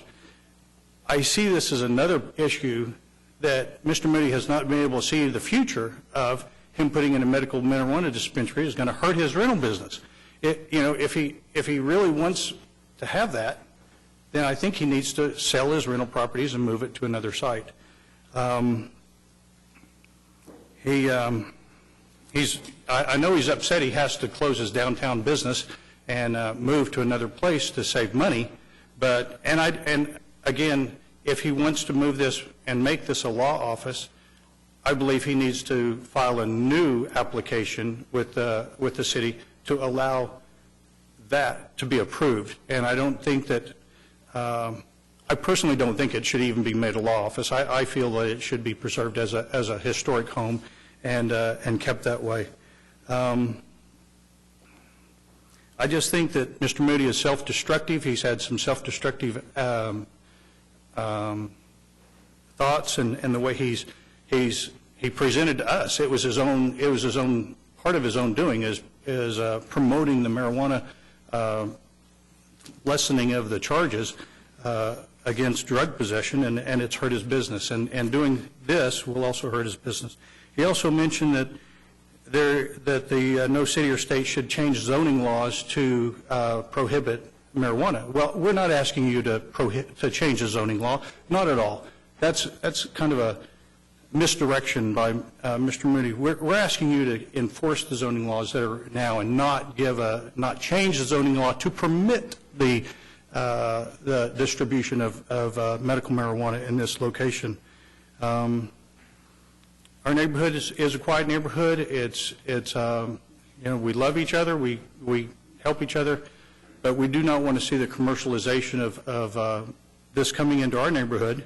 And this house is set way back into the neighborhood, so it's not like it's right on the edge of the street where your cars could just pull in off the street. It's going back up the hill, and I just think it's very objectionable to the community, and I don't think that this city council should approve this. And we're asking you today to deny the request for a zoning change. Thank you very much. Thank you. Cheryl Strickland Allen. Oh, I'm sorry. No, did anyone have any questions for him? No. Okay. Cheryl? Thank you, Mayor, and thank you, council people. I appreciate your opportunity to give to us. I'm speaking really for grandchildren and great-grandchildren right now. You've already heard that we are really not in favor of changing the zoning to allow commercialization or retailing in our residential area. We want to make sure that you also are thinking about those who cannot speak for themselves, which are the grandchildren and great-grandchildren. I'm a grandmother of 13, great-grandmother of 5. We like to have our children come and visit us. We also like to have them be able to play outside. That's one of the reasons that we own the property that we own. We have a place for them to go and be children in a wooded area so that they are able to look at wildlife, they're able to look at birds, all kinds of interesting things for people to see. They don't have to pay a penny to get there. We come and we bring with us picnics. We have a good time. When we had a birthday of one of our grandsons, we had a all the neighbors were involved. They went around with a list of things they wanted to get, a scavenger hunt, and all of our neighbors participated. This was after dark. We were absolutely not worried about them because in our neighborhood we have security. It was really important to me to hear an FBI agent's wife say, you know, if you have good neighbors, you don't need a security system. You don't need to have a police force which has 25 more people on it than what you actually need. We don't have to worry about that because our neighbors keep an eye on us. We want to make sure that our grandchildren and great-grandchildren can play outside without us having to go outside and keep an eye on them, because if you commercialize any part of a residential area, that means you're going to have strangers driving down your streets. We don't want that because we want safety, we want security, and we want privacy. We want to be able to open our windows and not worry about somebody peering in at us because they're driving by to see what's going on in our neighborhood. We ask that you would please defeat this request for a SPUD. Thank you. Thank you. That concludes our citizens. Councilwoman Nice. All right, thank you, Mayor.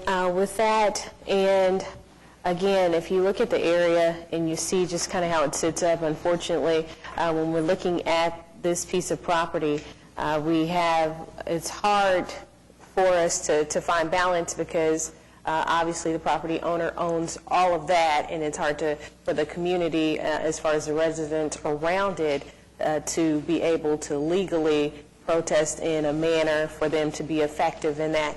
And as you heard, they are against the commercialization in retail of their neighborhood. And I would have to agree with them on that. So I am asking that we deny based on that decision. Second.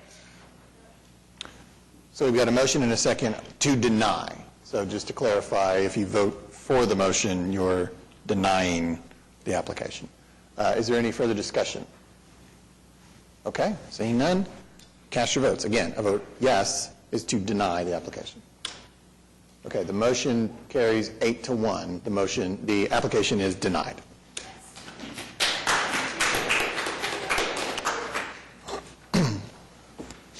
All right, moving on to 9A7. This is at 6620 North Sooner Road, moving from AA to SPUD 1096. Also Councilwoman Nice. And I'm not sure if the applicant is here. Do we have any protests or any citizens here? All right. Oh, applicant. Oh, there she is. Did you want to speak on this? No, that's fine. We can go ahead. I asked we move approval for this one.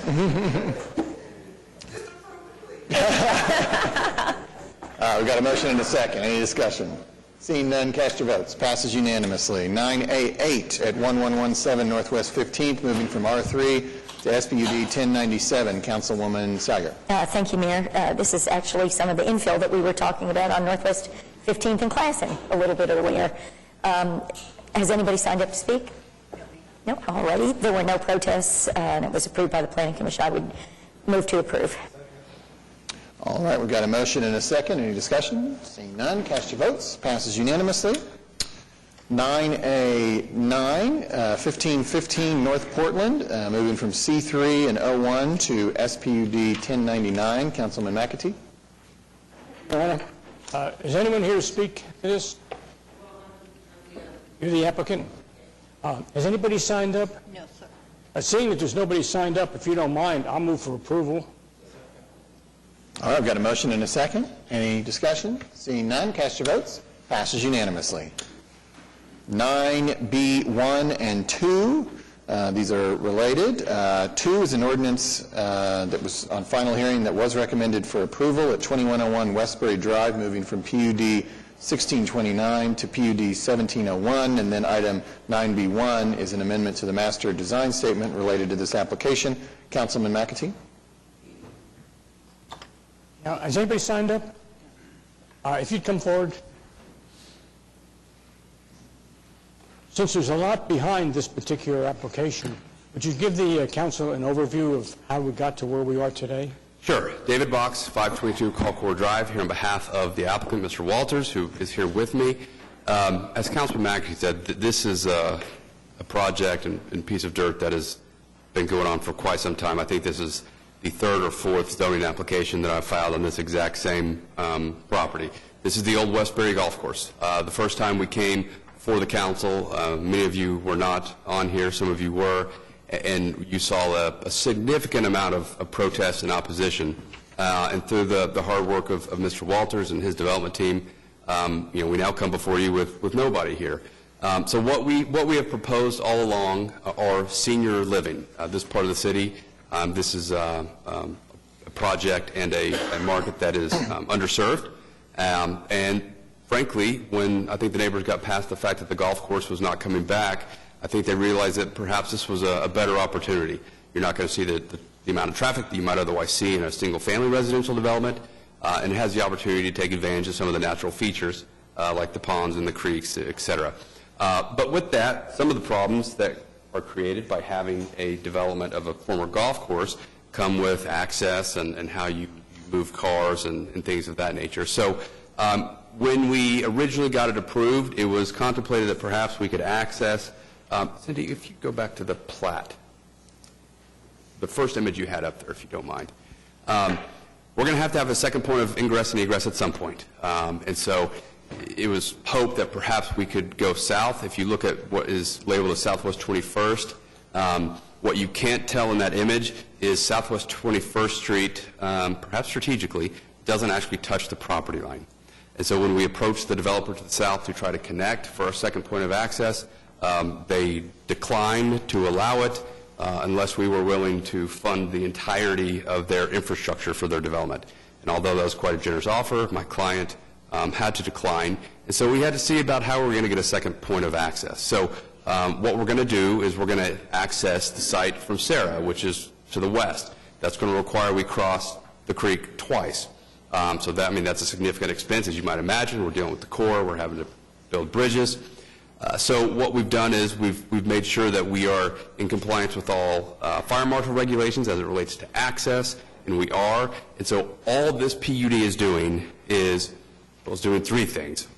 Most importantly, it's keeping all of the negotiated compromises that were in place in the original PUD intact. We're simply asking for 66 COs prior to having to build the second point of access. And in addition, where you see Hayden Drive on your screen, that first building is the existing cart barn. When it was a golf course that was used for the cart barn. We had some very specific provisions that were drafted into the PUD in the first instance that prevented certain types of residential units of being on top of another residential unit, so that the idea being we don't want this to become a traditional apartment building. The concept that Mr. Walters has was appealing, but perhaps a traditional apartment building wouldn't be. So there's some very specific language in there that we're having to modify, but only for that single building, and that's because there is a hallway and some loft space that would technically be above another living space that would be leased by somebody else. And so out of an abundance of caution and to be completely transparent, we had a neighborhood meeting to describe that. And so the lifting of that prohibition of one over the other is limited to that single existing building, which, as you can tell, is the furthest away from the existing Westbury neighborhood. So before we filed this and went to Planning Commission, we did have a neighborhood meeting where we explained all of this. Again, it's just the two things, that provision and then to the Sarah. Nobody was at the Planning Commission hearing, just like no one is here today. So staff did recommend approval with a handful of TEs that were negotiated slightly at the Planning Commission phase, and the documents have been amended accordingly. Just a couple of questions, if you'd indulge me just a second, Council. The access point to Sarah Road was of concern because Sarah Road is a major significant bottleneck, but we are widening Sarah Road with a joint project with the Turnpike Authority to a 4-lane, and so that should relieve that particular objection, should it not? I believe so. Okay. And then there was also a question, the land in the past has flooded in some of the violent rainstorms that we've had. There was a question about flooding. Before a house can be built, there have to be an occupancy, whether or not a building permit filed for, and the elevations and all of the flood control will be looked at in detail at that time? That's right.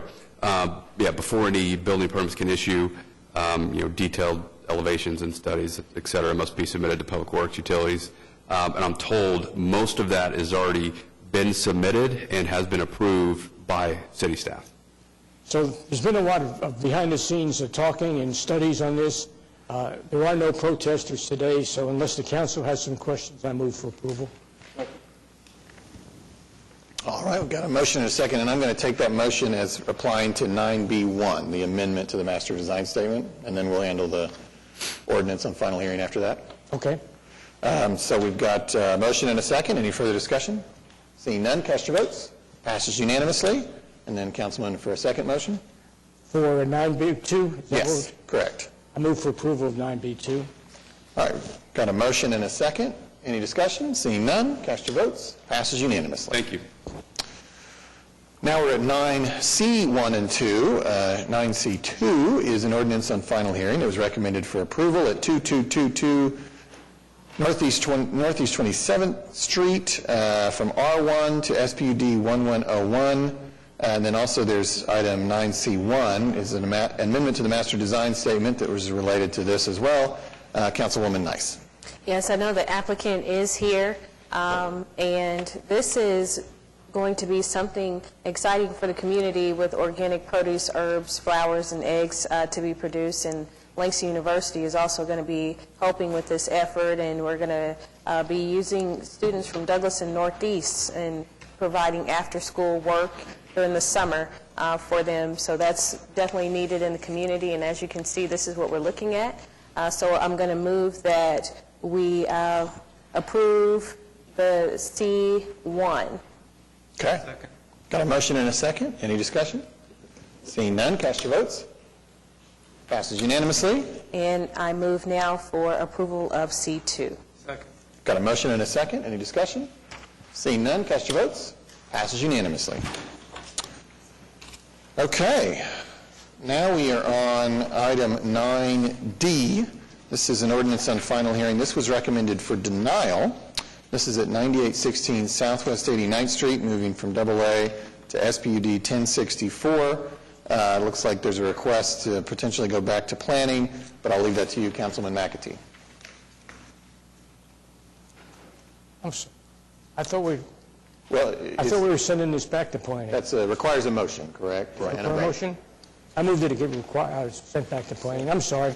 No worries. It was a done deal. Motion and a second to send it back to planning. Any discussion? Seeing none, cast your votes. Passes unanimously. 9E, this is ordinance on final hearing, recommended for approval, closing and vacating an easement at 615 North Classen. Councilwoman Salyer.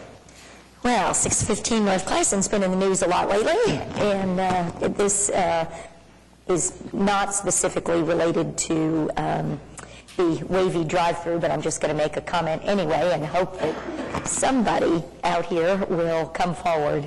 I see Lynn in the audience. I really hope that somebody will come forward and help us with the drive-through. The purpose of this specific ordinance is to close and vacate an easement in order to allow for the building addition for the new administration building for the public schools. Correct. Alec Bass, Wallace Engineering, representing the applicant.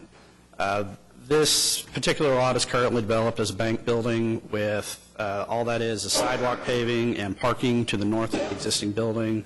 Oklahoma City Public Schools is proposing to do a building addition to the north of that. We've coordinated with all utilities. We're currently relocating the sanitary sewer line that was in there. And if no objections, I'll be here for any questions. Okay. Move approval of the closure. Okay, we've got a motion and a second to approve.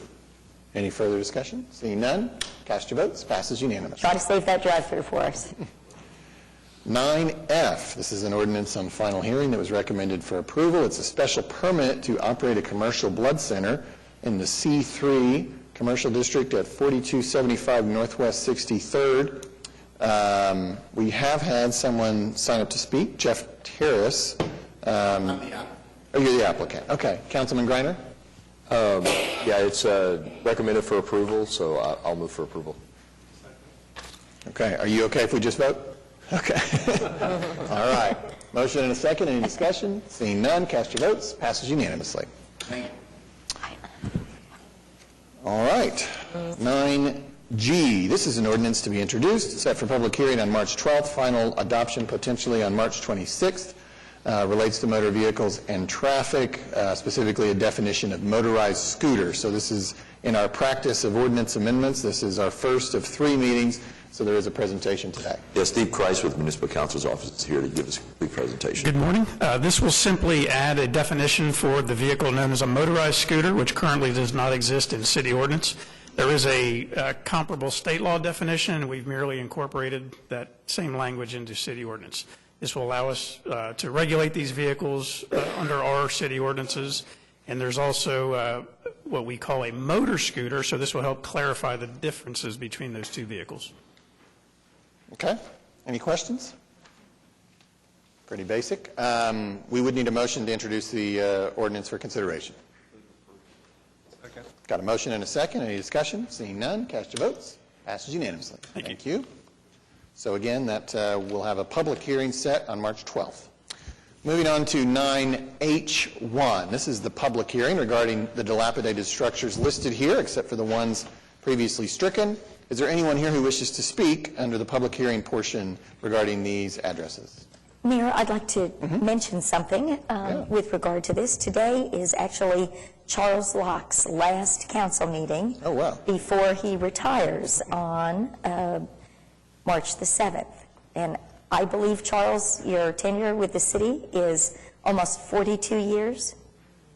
And we are sure grateful for that and all of the support that you've provided to this council for years and years. But we make hard decisions on these properties every single day, and we have to ask a lot of questions from time to time, and you've been wonderful in assisting us. Can we give you a round of applause?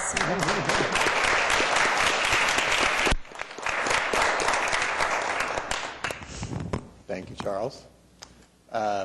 Anyone who wishes to speak on these items? Seeing none, I'd entertain a motion for H2, which is a resolution declaring them dilapidated. Move the resolution. Second. Got a motion and a second. Any discussion? Seeing none, cast your votes. Passes unanimously. 9I1, this is a public hearing regarding the unsecured structures listed here, except for the ones stricken at the beginning of the meeting. Is there anyone here who wishes to speak in this public hearing? Seeing none, I would entertain a motion for the resolution at 9.2, declaring that the structures are unsecured. Move the resolution. Got a motion and a second. Any discussion? Seeing none, cast your votes. Passes unanimously. 9J1, this is the public hearing regarding the abandoned buildings listed here, except for the ones stricken at the beginning of the meeting. Is there anyone here who wishes to speak under this public hearing? Seeing none, I would entertain a motion for 9J2, a resolution declaring that the buildings are abandoned. Move the resolution. Got a motion and a second. Any discussion? Seeing none, cast your votes. Passes unanimously. This brings us to 9K. This is a resolution declaring the need to amend the 2009 International Fire Code, et cetera, and I believe we have a presentation. Yeah, Chief Kelly is going to be give us a quick presentation on this item. Good morning, Mayor, Council, Mr. City Manager. This will be a real brief overview of a resolution to amend the 2009 International Fire Code. We're looking at amending Chapter 5, Section 506.1, issuance of the key boxes. If you'll look at this,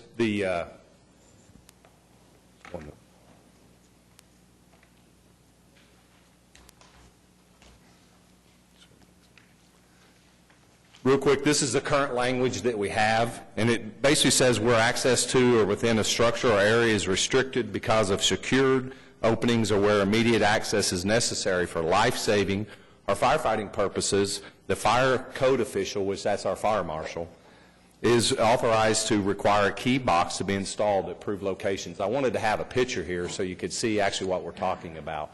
The boxes there that we refer to as a Knox box or key box, you see those on commercial structures or outside a gated area. And that's so we can get in, as it says there, for life-saving or firefighting operations. The definition, so you understand that real quick, is a secure box or a device with a lock operable only by fire department master key and containing building entry keys or other keys that may be required for emergency access. So we put keys in these commercial structures where we can actually get them out and get into the structures and take care of any issues that we're dealing with that's life-saving or firefighting operations. What we're proposing in the new language is just an addition to that 506.1, and that's where the fire code official may issue a limited number of box keys to emergency services, other first response departments, or other agencies operating within the city of Oklahoma City.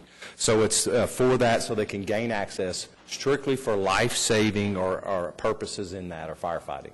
So we wanted to have that new language in there where we could issue those keys. If you'll look at the benefits to that, an example could be emergency response where the fire department is not responding, that they could gain access to that area and provide services. Another one might be an active assailant, where law enforcement could gain access for active assailant situations, an active shooter, or other similar situations. So we believe it's very important that they have access in that on limited amounts where they can get in and provide life-saving measures. And that is just a real quick overview of that. I wanted to make sure I answer questions that you might have concerning that resolution. Okay. Any questions for the chief? Well, Chief, how's it going to be limited amounts if, so the box is on the outside of the building? Yes, ma'am. And we've got, let's just pick police officers, but how many on the street at any given time? Yes, ma'am. We're not issuing to all the police officers. It's a limited amount that would be determined by working with police by what their needs would be, maybe TAC team members or watch commanders. So we're not giving them to every police officer. We just want to have that availability if they have, as we talked about here, an active assailant or a shooter situation where we're not there. They may beat us there. They may get there first, where they would have someone that could get access to that structure. Currently, how do the firefighters handle it? Does every firefighter have one? No, ma'am. We actually have in all of our apparatus, we actually have a secure system that's designed where the key is locked in that system. They actually have to punch a code to unlock it so we can track every time the key's used, and we also announce it over the radio that we're using a Knox key in those areas. But you've got one in every one of your apparatuses. Yes, ma'am, we do. Or yes, apparati, or whatever the word is. I don't know. And that's why we put limited, and we actually would be having MOUs with the agencies that we're working with. So our fire code official, which is our fire marshal, would make a determination based on needs how many they would have. So it's not just we give an unlimited number. Does that answer your question? Yes, it does. All right. Any other questions? Thank you very much for your time. Thank you, Chief. So we would need a motion for the resolution. Move the resolution. Got a motion and a second. Any further discussion? Seeing none, cast your votes. Passes unanimously. All right, now we have 9L1. This is a joint resolution with the Oklahoma City Water Utilities Trust authorizing the execution of the conformed settlement agreement with the state, the Choctaw Nation, the Chickasaw Nation, and Aquit. Staff does not necessarily think we need an executive session, but we can do that if council would like to. In the meantime, I believe we do have a presentation. Yeah, Craig Keith with Municipal Counsel's Office to give us a quick overview of this agreement. Mayor and Council, this is just a very brief presentation on, next slide, on the Sardis Lake and the conformance of the settlement agreement that we entered into in 2016 to the federal legislation that was adopted in December 2016. Next. On August 16, 2016, the Water Utilities Trust in the city executed a settlement agreement with the Chickasaw Nation, the Choctaw Nation of Oklahoma, and the state to settle outstanding water dispute. Actually, it was 2 litigations. The settlement agreement itself provided for a future conformance between the settlement agreement and federal legislation. Federal legislation was required in order to authorize and approve the settlement on behalf of the federal interests and also on behalf of the Native American nations. On December 16, 2016, the President signed Public Law 114-322, which approved and authorized the settlement agreement. Since then, the parties have been working together to create a conformance settlement agreement that would make the settlement agreement conform to the federal legislation. It has been agreed by the parties to execute the conformed settlement agreement on March 1st, 2019. For that reason, we have a resolution on the agenda authorizing the mayor and city clerk to sign the conformed settlement agreement and conformed exhibits, and subsequent to execution by the parties, the state, the Chickasaw Nation, the Choctaw Nation, Oklahoma, and the city and the trust, it will be forwarded on to the Secretary of the Interior for execution by the federal government. Next slide, please. The conformed agreement conforms the Settlement Act, which was passed by Congress, the September 11th, 2009 order, which was actually in a case between U.S. government and the state, the amended storage contract transfer agreement, which you actually saw in November of 2018, and the settlement agreement itself. It clarifies the Sardis Lake conservation storage capacity and water rights of the allottees of the Chickasaw and Choctaw Nations, and sets the enforceability date. It revises the waiver and releases from the Choctaw Nation and Chickasaw Nations, certain references to water wells, and it corrects certain or makes uniform certain captions and terminology. It identifies the signatories to the documents and deletes certain preconditioned actions which have already been taken by the parties, which are no longer needed to be referenced in the agreement. Renumbers the sections and paragraphs. Next slide, please. Before you today is a joint resolution to be adopted by the City Council that approves and authorizes the mayor and city clerk to execute the conformed settlement agreement, including some conformed exhibits.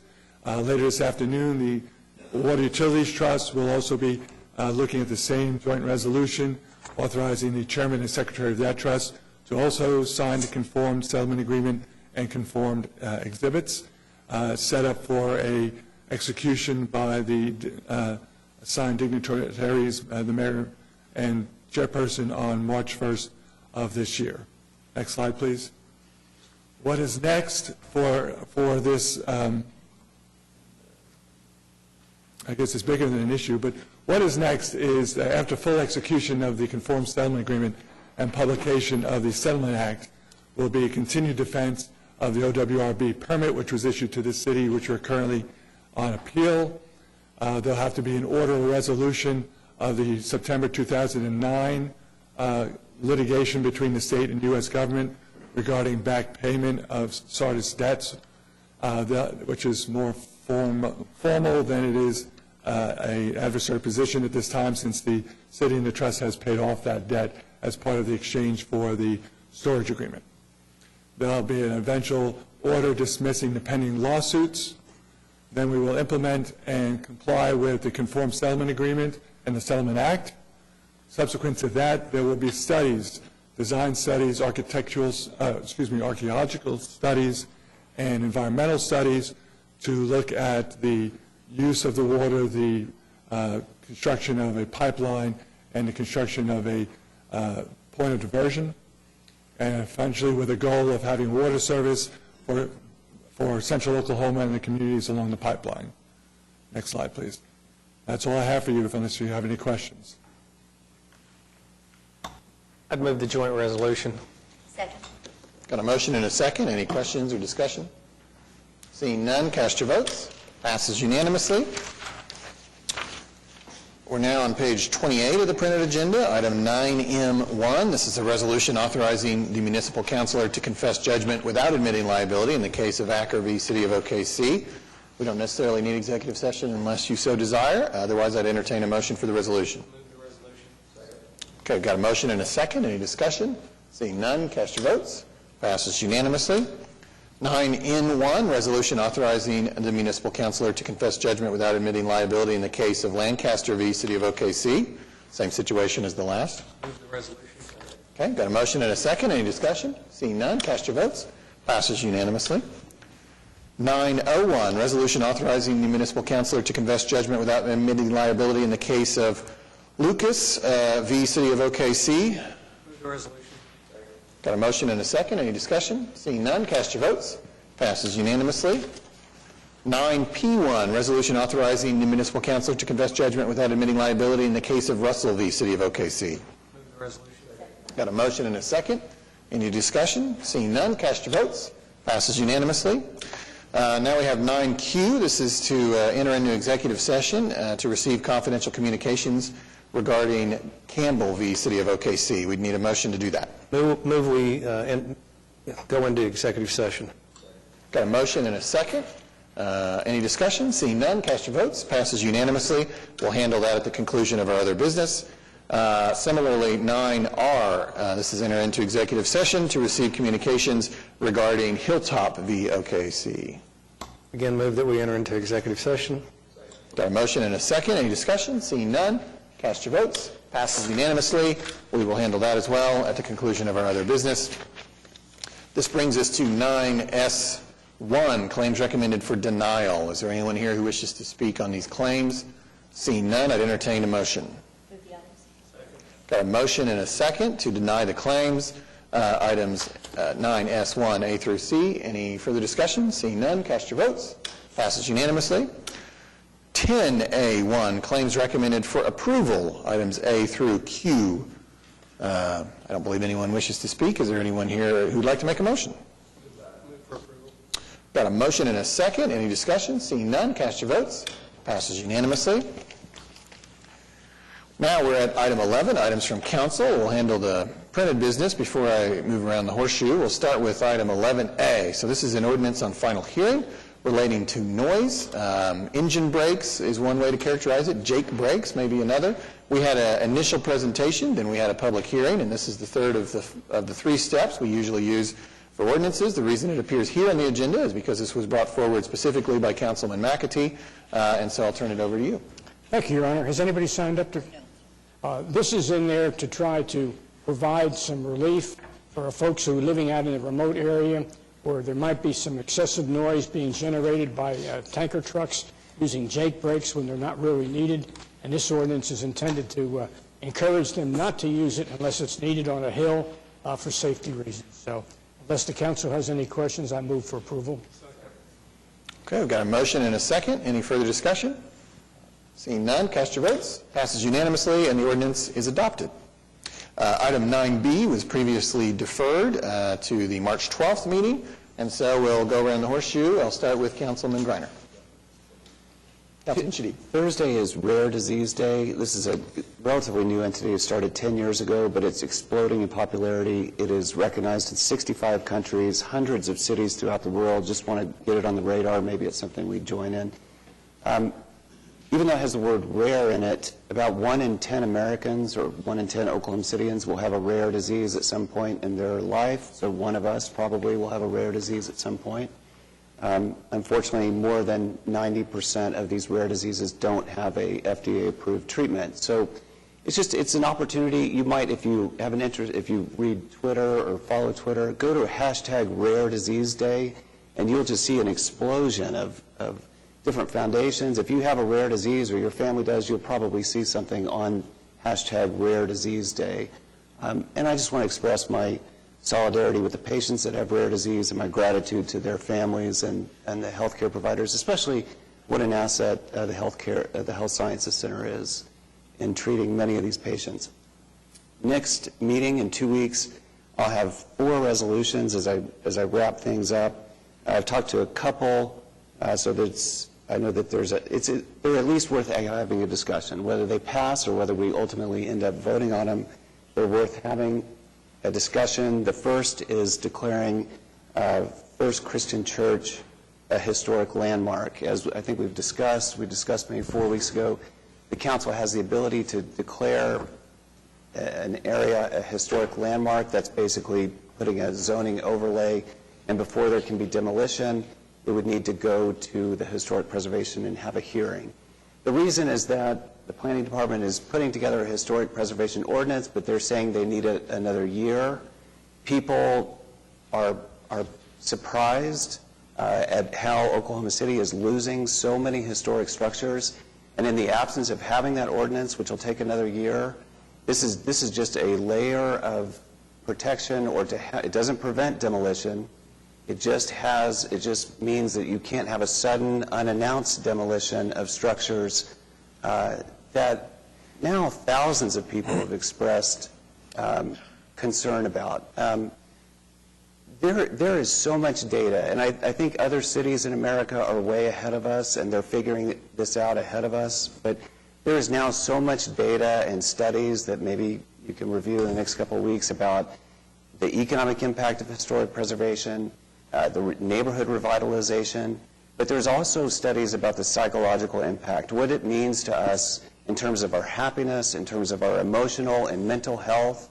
And these are now quantified and discussed in the medical literature, and they're worth looking at because we are losing structures at an unfathomable rate. And this is, if we do intervene in the marketplace, if we're looking for something like MAPS 4, we're looking for something popular that thousands, maybe historic preservation, maybe resources, we're talking about endowments, maybe some kind of endowment for intervening and providing bridge financing or providing, helping people renovate some of these structures. Maybe that's, I think it would be very popular. I mean, there are 4,400 people that signed the petition to save First Christian Church, and that was before we learned on Friday that there's a buyer contingent on being able to demolish all the properties on that space. So we're talking about thousands of people who have an interest in that one property, and I think I just think it's worth looking at. It's looking at some kind of endowment, and it's certainly, until we get this historic preservation ordinance in place a year from now, having some of these properties have a historic landmark designation gives at least one public hearing. And I think the Donoy building is all the example that we need, that if we have a public hearing, sometimes people come out of left field that we never heard. All we heard about was the Donoy building. Nobody wanted to buy it. Nobody wanted to renovate it. It wasn't economically feasible. Then we had this public process. People learned, Brahms learned how important this was to large segments of the population. And then this buyer saw the interest. And then this buyer comes out of left field, buys it, and decides to renovate it and make a go of it. So just before things like First Christian Church get demolished suddenly with no notice, one last opportunity to make sure there's no university, no arts entity, nobody that wants to potentially give this a go, and whether there's CDBG funds or any other way the city could provide bridge financing or intervene to save these historic structures, it will have an impact, I believe, on the community's sense of identity and mental and emotional health. Number two is just, this issue has come up with James Cooper, and we have a part of our charter that says any federal or state employee that comes on the council has to resign from that federal or state position, any federal or state employee. That's above and beyond what the state says. State law says you can't be a dual office holder. You can't be on the city council and be on the school board. You can't be on, so, and I think there are legitimate reasons for that. But the state doesn't have any kind of preclusion, and no other city, other cities don't necessarily have a preclusion. So the idea would just do a city charter amendment to bring us in alignment with state law. Have a dual office preclusion, but not this archaic, I don't know why it was started, but it's now out of date, that if you're a teacher or some type of state employee, you automatically cannot serve on the council. That's only Oklahoma City law. That's not state law. So just a charter amendment, that of course would require a vote of the people, but all we'd be doing is putting on the ballot. And I know that there's lots of city charter amendments that we want to look at. I know Francis has got some, and I know at some point there will be a committee to look at charter amendments. But this one's maybe just a little more pressing because we have a council member that this affects immediately.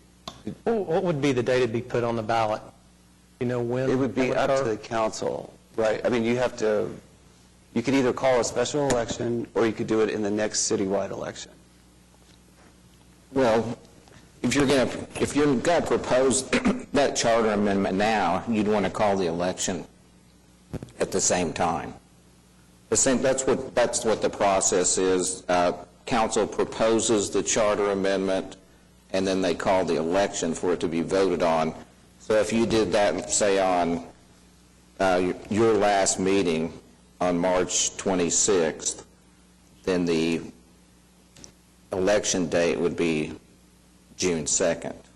But couldn't you just put it on we already have a citywide election coming up in December, or can't you just put it on that one? Well, you could. I mean, that'd be the cheapest, easiest. You'd save like $100. I keep asking, I keep forgetting how much it costs for an election, but... The quickest you could do it is the second Tuesday in June.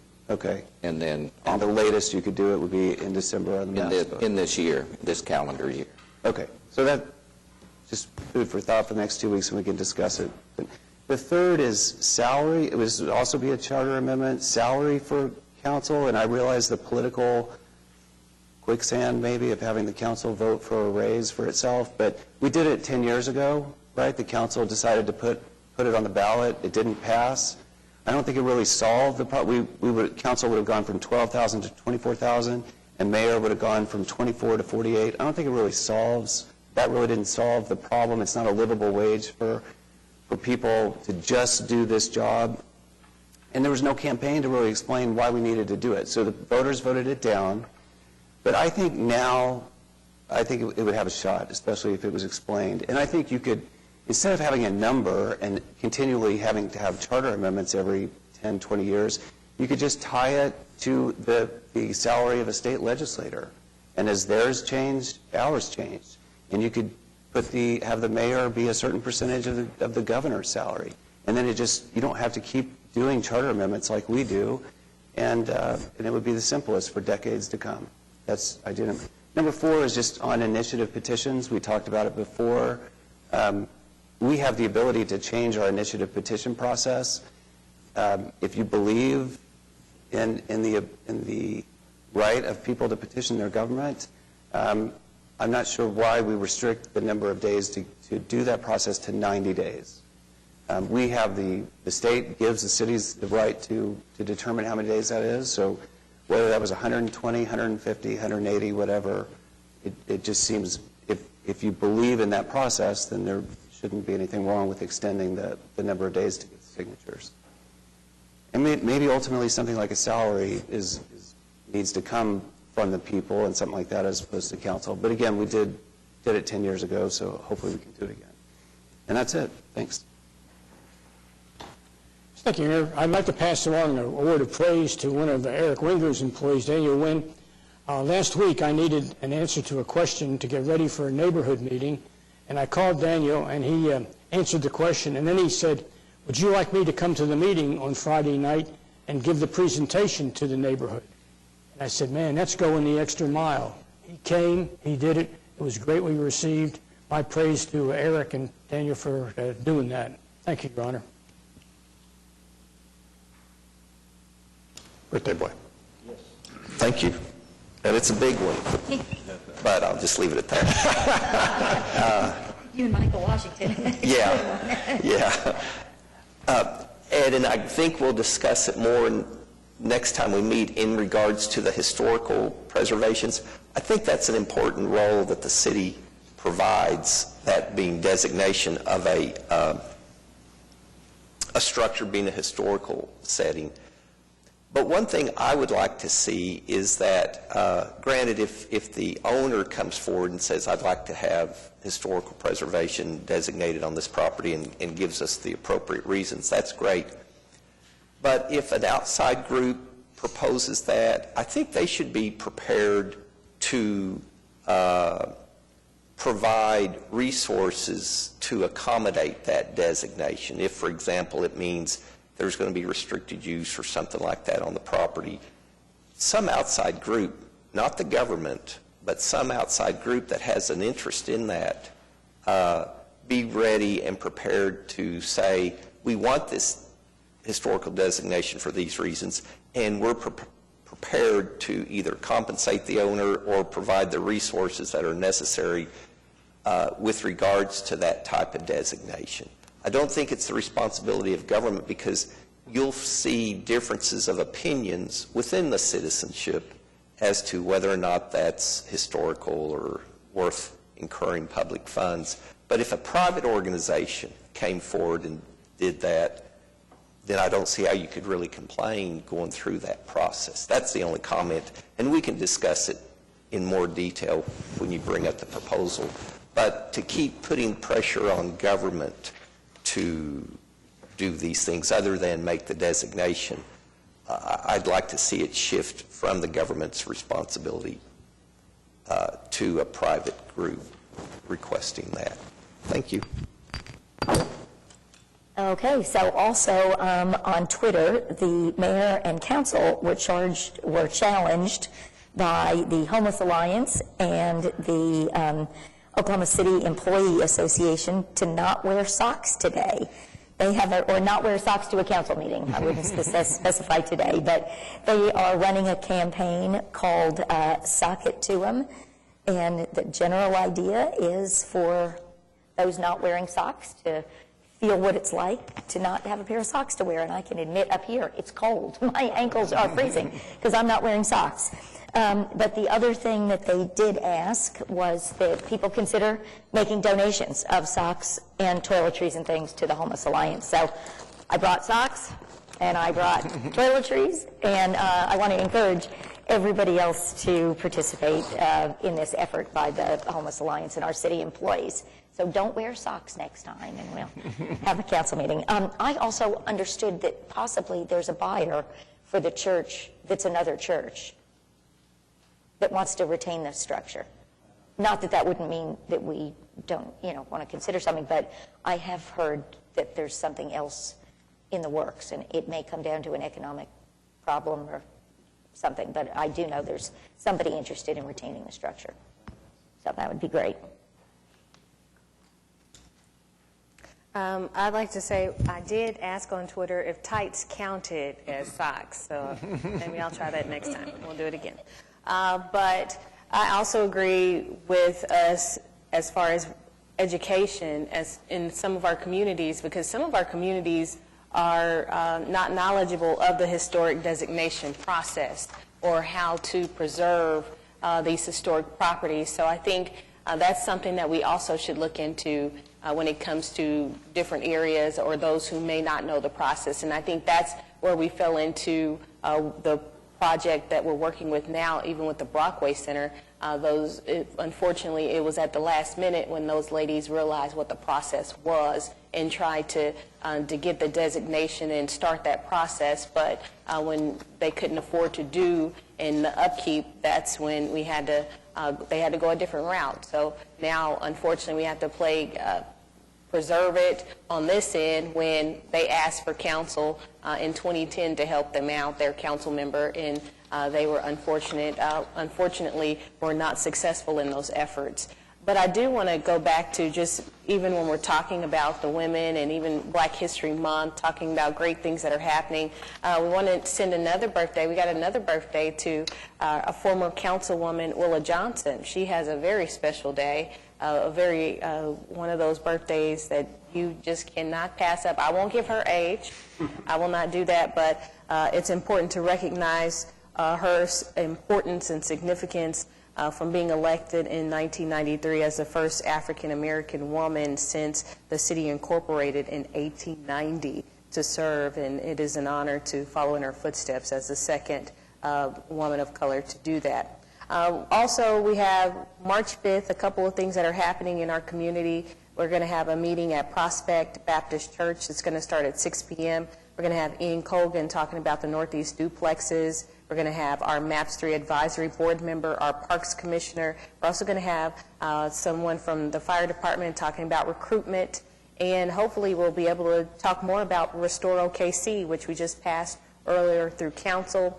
And April 2nd is our rescheduled date for how to do business with the city. We had, I guess that was a snow day last week, and we have rescheduled that, and that's going to be at the Zoo Education Building, and that's going to be at 9 a.m. And one more thing, I'm almost done, I promise you. Oklahoma is Black, and that's at Oklahoma Contemporary, highlighting Northeast Oklahoma City. And if you have not seen this exhibit, it is breathtaking, and you have to see it. In Black Space, Oklahoma, they're having a storytelling project, and that's going to be at Paige Woodson this Saturday.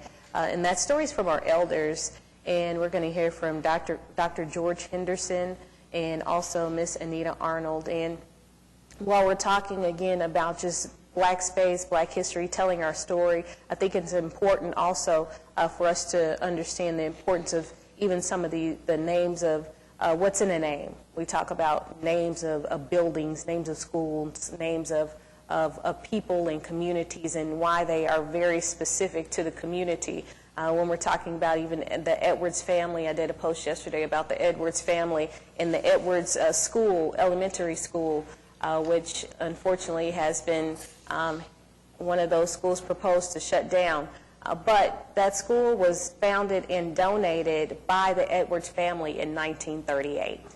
And that building still stands today as far as just being a staple in that community. We had the Edwards Memorial Hospital, which was literally across the highway on 16th and Grand, which is now Edwards Redeemer Nursing Home. So that family had very great, important footprints in that community. And unfortunately, if that name is lost, what are we to do about that history that goes with that? And even when we're talking about just the school of Northeast High School, that's my alma mater, but we're looking at that school being built and founded in 1937. And when I looked on the website just to see the history of the school, it mentions nothing about former council member A.L. Dow and his efforts to have his son admitted in that school when it was an all-white school in 1961, where he had to sue the city, Oklahoma City Public Schools in order for his son to be able to attend that school. And they finally integrated by 1970. It was passed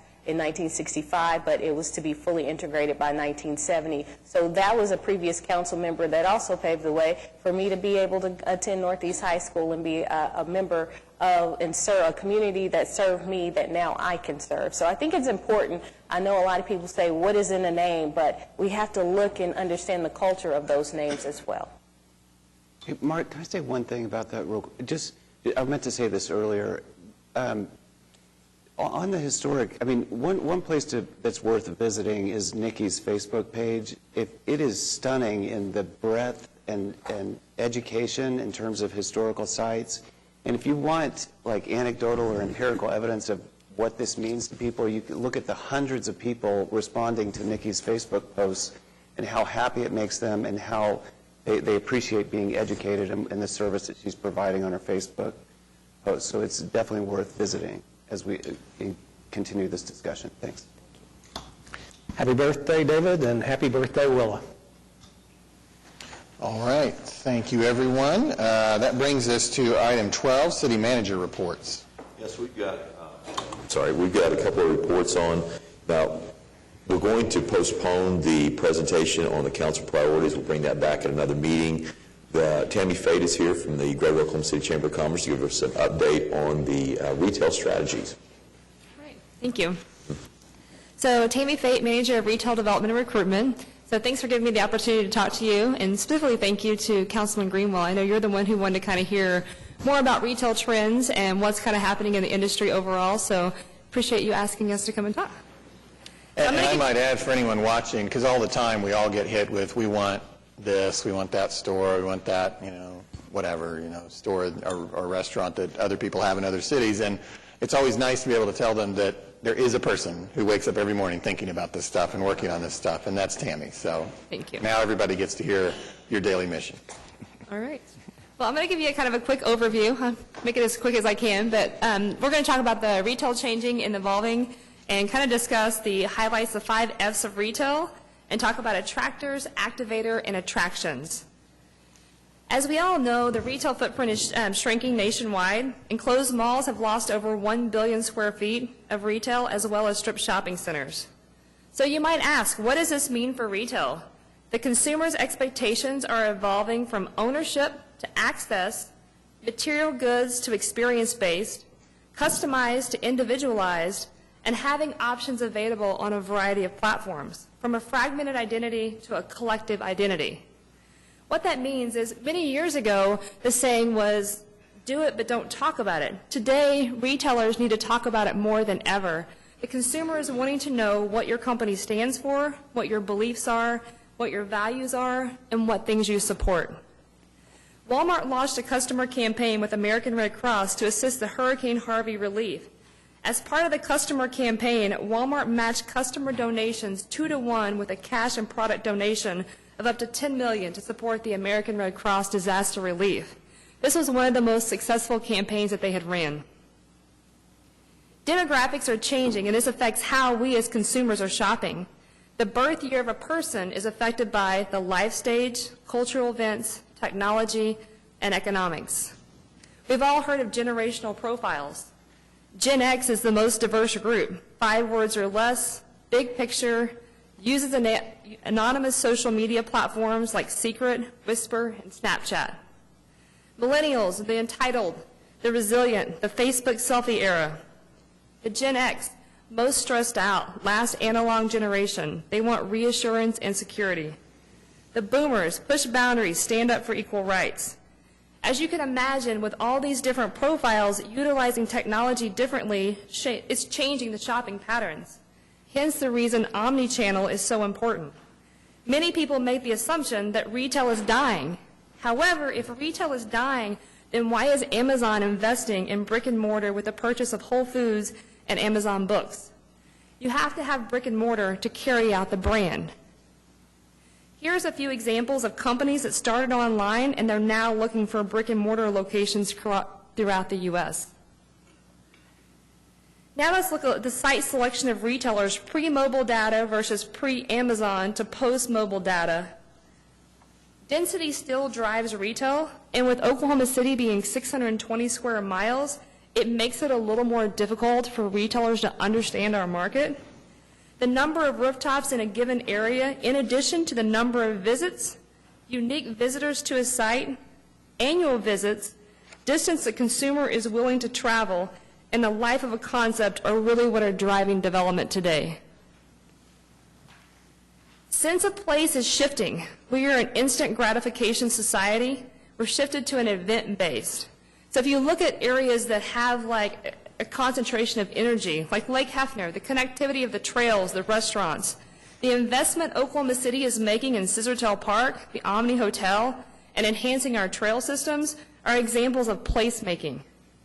Many restaurants, bars are adding shuffleboard leagues, cornhole tournaments to bring people together. The investment Oklahoma City is making in infrastructure through maps is key to attracting development to our city. A recent site visit last month, we had 2 different development groups in town, and the one thing they mentioned is that the park is such a nice asset that we're going to have. We have the park in place, so they don't have to build that park. They can create the development around it.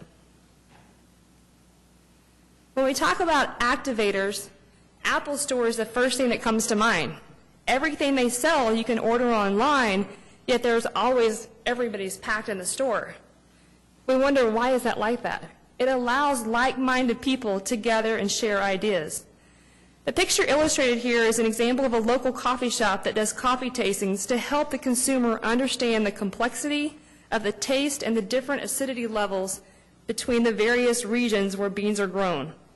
Another example is Commonplace Books located in Midtown. Their mission is to build a place where people can cultivate and share lifelong relationships with books.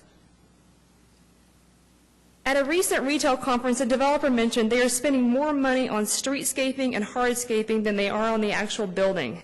And they are using digital to enhance the experience by providing interactive directories, 3D wayfinding, creating selfie, Instagram-worthy elements on site. How do you get the consumer to share outside the box? One developer said, if it's not Instagram-worthy, we don't want it in our box. Creating a human factor, personalization, and creating a connection that they want to share. Here's an example of a development we have right here in Oklahoma City, 180-acre development, Chisholm Creek. They've added playground equipment, fire pits, fountains, and colorful lights.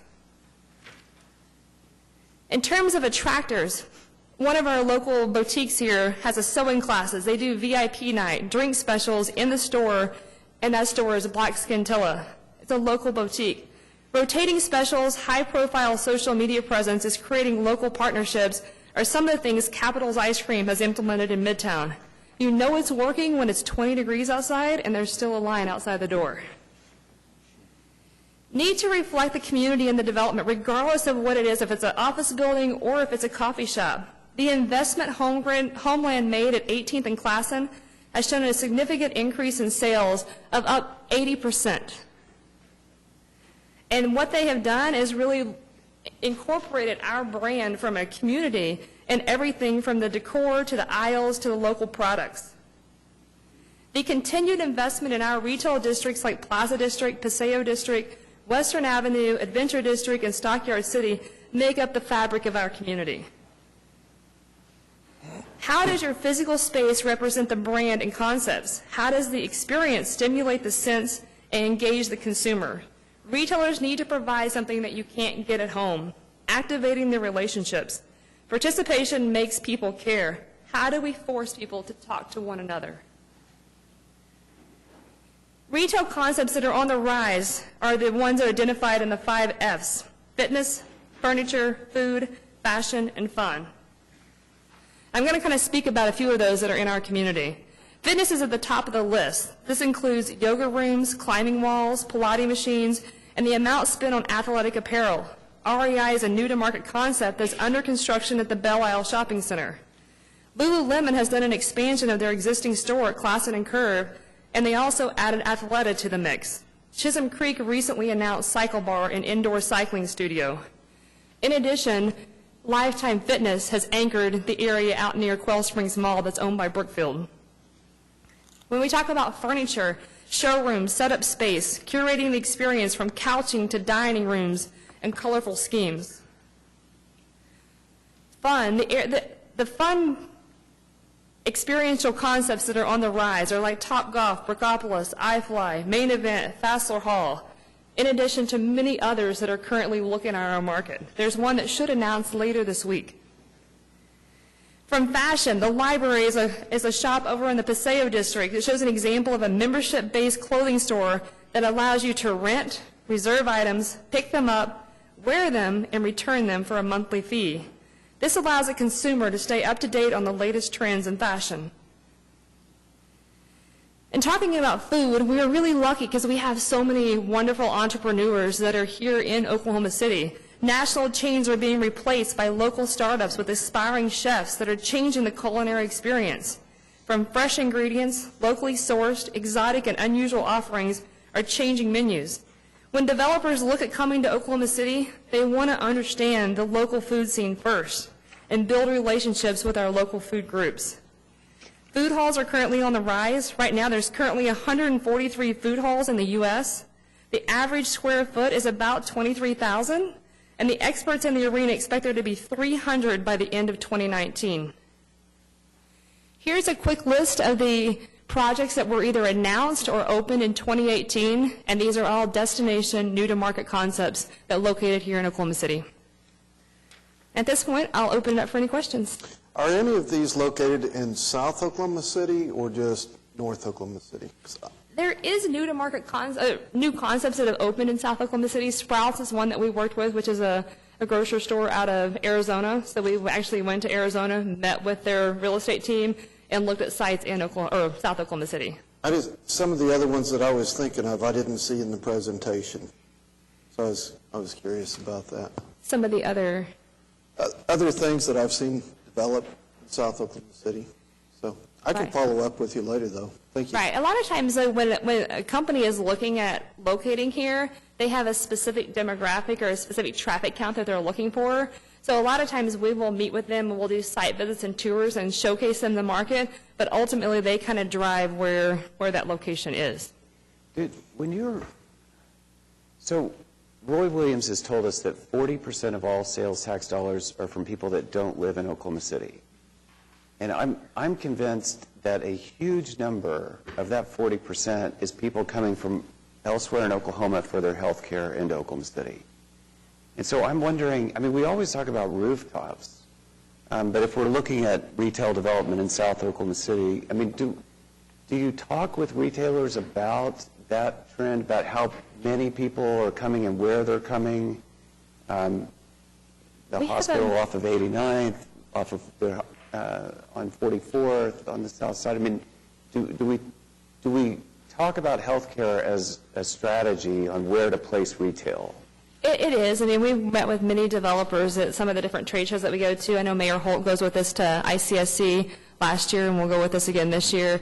And depending on who that developer is, some of them do specialize in healthcare, and if that's their specialty, then But if you're looking at a particular site, because typically they know where they want to locate based on the competition, so whoever their competitor is, they will know proximity of where they want to be, and we'll pull all the information from educational attainment for whatever employers are in that area, whatever we can pull that will kind of give them the picture of what that looks like. Because we're so spread out, I feel like that's kind of one of the things that Oklahoma City is good at. We have an entire research staff at the chamber. Actually, one of our newest research members is here with me, Zubar. And anytime a retailer comes to us, regardless if they are local or a small retailer or a national big box, we provide the same service to both. And so would I just ask that maybe gets on the radar of the research? And I'm just telling you from treating probably thousands of people not in Oklahoma City, but in Oklahoma, who are traveling every day to Oklahoma City. They don't like to drive in Oklahoma City. They just want to stay on the highway, go to the hospital that they're going to, shop in that area, and then come back to their rural community. Right. That's just my observation over many, many years, 20 years of treating patients outside of Oklahoma City, but within Oklahoma, is that they're coming here every day to the VA, to the Health Science Center, to the hospital on South 89th, South 44th, Mercy, Baptist, and they want to do some shopping when they're coming here anyway for a doctor's appointment or a medical procedure or things like that. Right. Tammy, I've always thought that one of the challenges in Oklahoma City is because we're so big, but we also have so many places that people could go.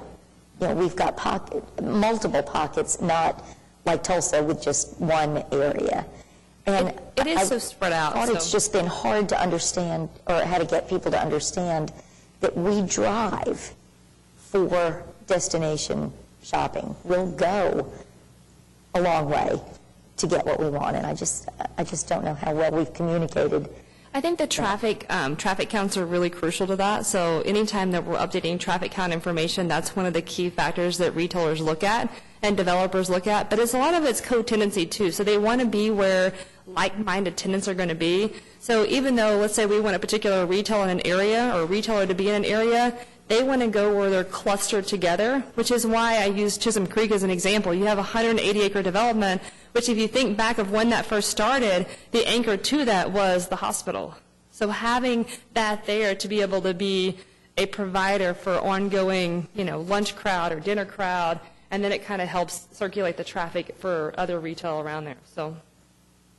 And I'd just like to point out, I know we have to get a little more creative when it comes to getting more retail in our Northeast communities. Where are we as far as just some of what we're looking for and what we're looking at? We've worked with the property owners in the Northeast area and we've brought different developers in to kind of look at that area as well. I mean, looking at the Innovation District and hoping that once we get things started in that area, it kind of resonates outward as well. So I think having a grocery store over there will be really key. So we've worked with a grocery consultant and looked at kind of strategies for that area as well. So I think once we have a few anchors in that area, it will really kind of help drive the rest of the retail. Tammy, thank you. This was great. And I would encourage you to try to share this information with privately owned retailers. I know the national chains have a lot of great marketing information, and they use that in deciding where they're going to locate and how they design their stores. But that concept that you pointed out, like with the Homeland on 18th and Glass, and how it really dramatically improved their success, I think would be helpful to share that with, privately owned retailers who may not have access to that kind of information. And Todd, the issue about South Oklahoma City and the lack of retail development.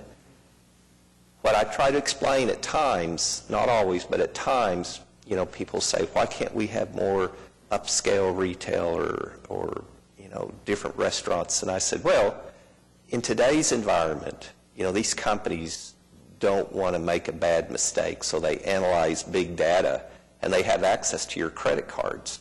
And not personal per se, but they see where you're spending your money at. And if your credit cards demonstrate that you spend a lot of time at Walmart, Target, those types of stores, that's where they're going to put a Walmart and a Target as opposed to a more upscale store.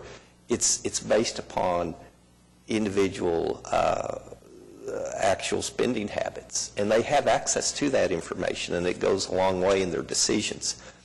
But anyway, this is helpful.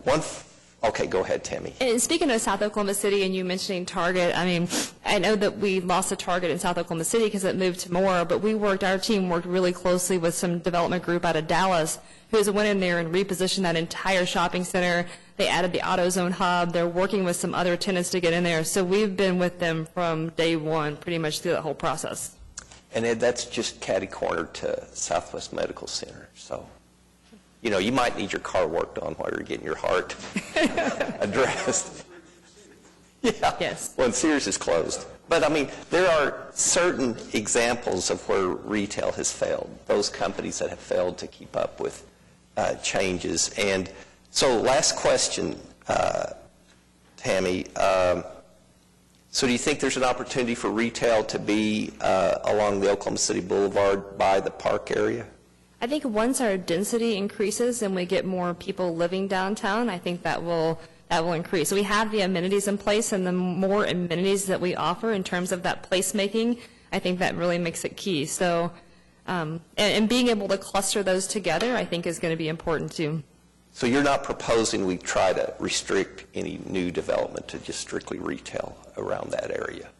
The thing that comes up challenging when trying to get retailers to look at downtown is Penn Square Mall is the most successful mall in the entire state. It's owned by Simon Properties. Yeah. And then you got Class and Curve that's owned by Washington Prime, and they're not that far away is what the general consensus is of a retailer. So really, the more people that we can show that are pulling from the downtown area, but when they run their different models, it's showing that it's too close proximity to open another store when the people downtown are driving to Penn Square or driving to Class and Curve. And that's a point that Councilwoman Salyer just made. We drive, and it's no big deal to drive 20, 30 minutes to go shopping to our favorite retail outlet. But this is encouraging. And final comment, I promise. So I was at an event last night, and I was speaking with this gentleman who said that a physician is looking at staying here in Oklahoma City or taking another opportunity out of state. And one of the factors that they mentioned was we now have such a large variety of great restaurants in Oklahoma City, it's making it difficult to leave, you know. So I think your point's well made that we do have a lot of positive examples of retail here in Oklahoma City. We just may not recognize that at times. So thank you. And I would encourage that we continue to focus on certain areas like the stockyards, northeast Oklahoma City, I-240, which may be beyond hope, I don't know, from a retail perspective, but there are certain areas that I think I would like to pursue. Thank you. Thank you. Thank you. There are two other reports in. We don't have presentations on those. One is the February sales and use tax report. Use tax collections continue to be very strong. We're well ahead target in both. We did see the sales tax actually slow. The underlying growth in sales tax in February slowed to about 1.7% growth, so something for us to watch. And then we've got our debt report, our annual debt report in there also. And we're glad to take questions on that if you have any at a later time. Okay, thanks, and that's all available online at the agenda at okc.gov. That brings us to citizens to be heard, and we have a few. Lynn? Probably butchered your last name last time, so I'm just going to refrain this time. I know if there's a pause between the first name and last name, it's me. My name's Lynn Rostashol. I live at 3209 Robin Ridge Road. I'm in your district. I'm coming, you guys have kind of already talked about the church a little bit, so, and I wanted to let you know about the Wavy Bank. We do have someone who is stepping forward to work with OKCPS on that, so. To move it, Lynn, or to maintain it in place? To lease it and maintain it and use it, so the school district won't have any responsibility at all. And that would not have happened if all the press hadn't been generated about it, if we hadn't spread the word about it. That is kind of something that Mr. Shadid was talking about with the Dene building, the whole buzz about all of that brought forward an appropriate owner who is now saving the building. And like you said, there is a church in the wings who is interested in the First Christian Church complex. So all of the press has helped with that as well. I do think it's very important to landmark these buildings so that it doesn't have to come to a head in a big crisis every time.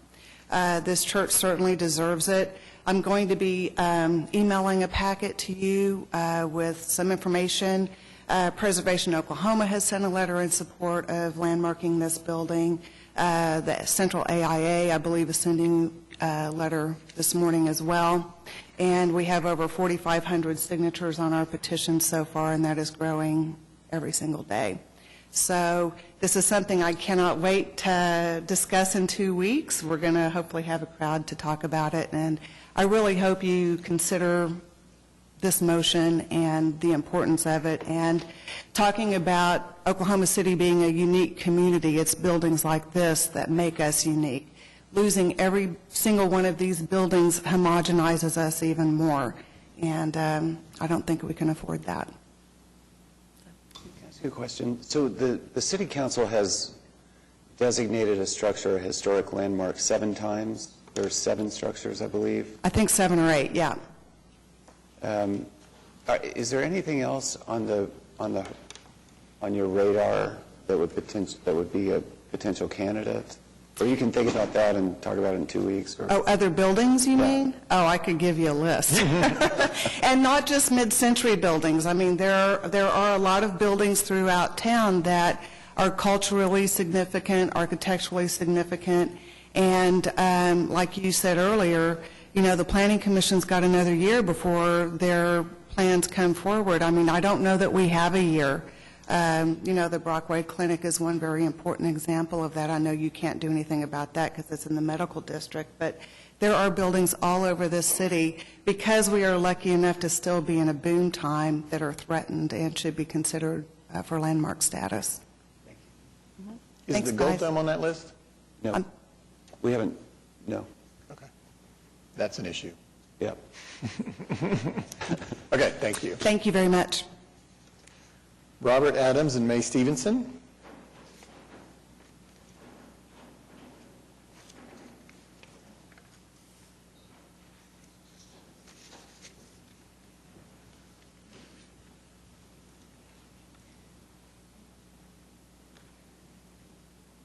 Good morning or good afternoon. I don't know what time it is. Unfortunately, we've reached the afternoon. I hope you weren't here since 8:30, but if you are, thank you for your patience. And if you wouldn't mind stating your name and address. My name is May Francis Stevenson. I'm in Ward 7.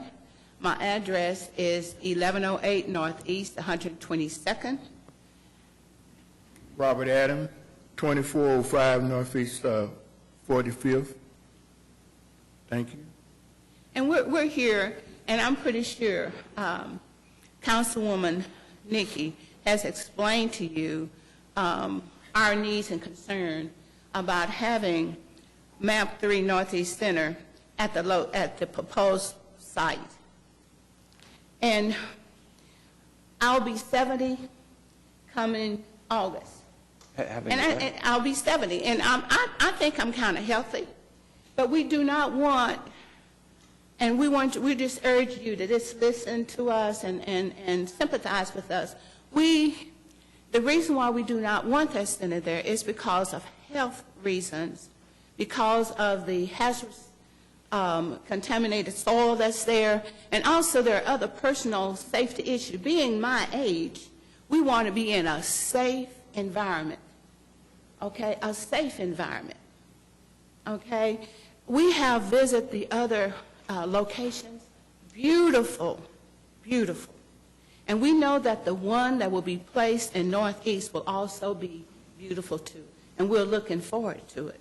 But we're going to just urge you to reconsider a different site. Okay, also, Councilman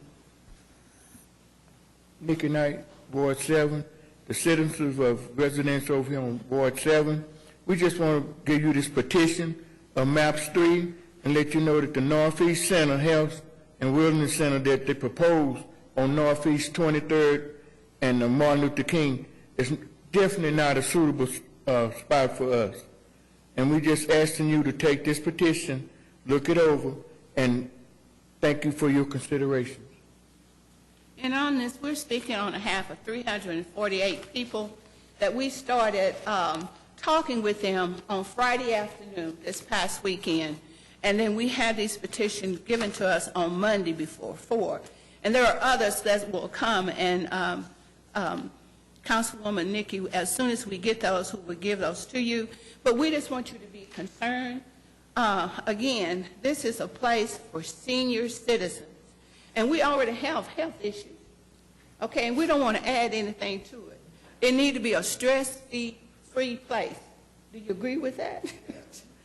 And I'd just like the council to know that we appreciate your support, and I am 68. Thank you.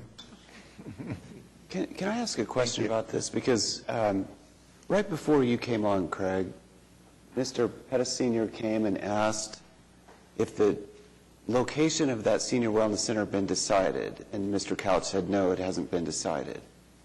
And then shortly after that, there was an editorial in a newspaper, which was one of the most unprofessional attacks on a council member I've ever seen, by somebody on, I believe, on the Urban Renewal Board. But in that article, it seemed to suggest that the location has been decided. So as we sit here today on February 26th, has that location been decided? It or is not. It is not. No, that was the site they were focusing on, and that's when they did public meetings on that. And Nikki had actually asked for additional meetings to make sure that we're communicating with the citizens in that area, and when we got the pushback on that site. And so we're willing to look at other sites. I think there's a lot that's been invested in that particular site, so it's still on the list. We're going to be looking at other sites that might be potential sites for that. Great. Thank you. Yep. Councilman Shadid, there was not much in that issue of that newspaper that day that was accurate, so in addition to that. And my question did you have proposed sites in here as well Yes. that you want us to look at? Yes. Okay. Thank you. And thank you. Thank you for what you just mentioned to us. That helps me. I can kind of release some of that stress. And thank you for the opportunity. Thank you. You all have a good day. You too. Thank you for your patience again, and thank you for coming down. Michael Washington is not present. It's good, David. We're good. Thank you. Rodriguez Johnson?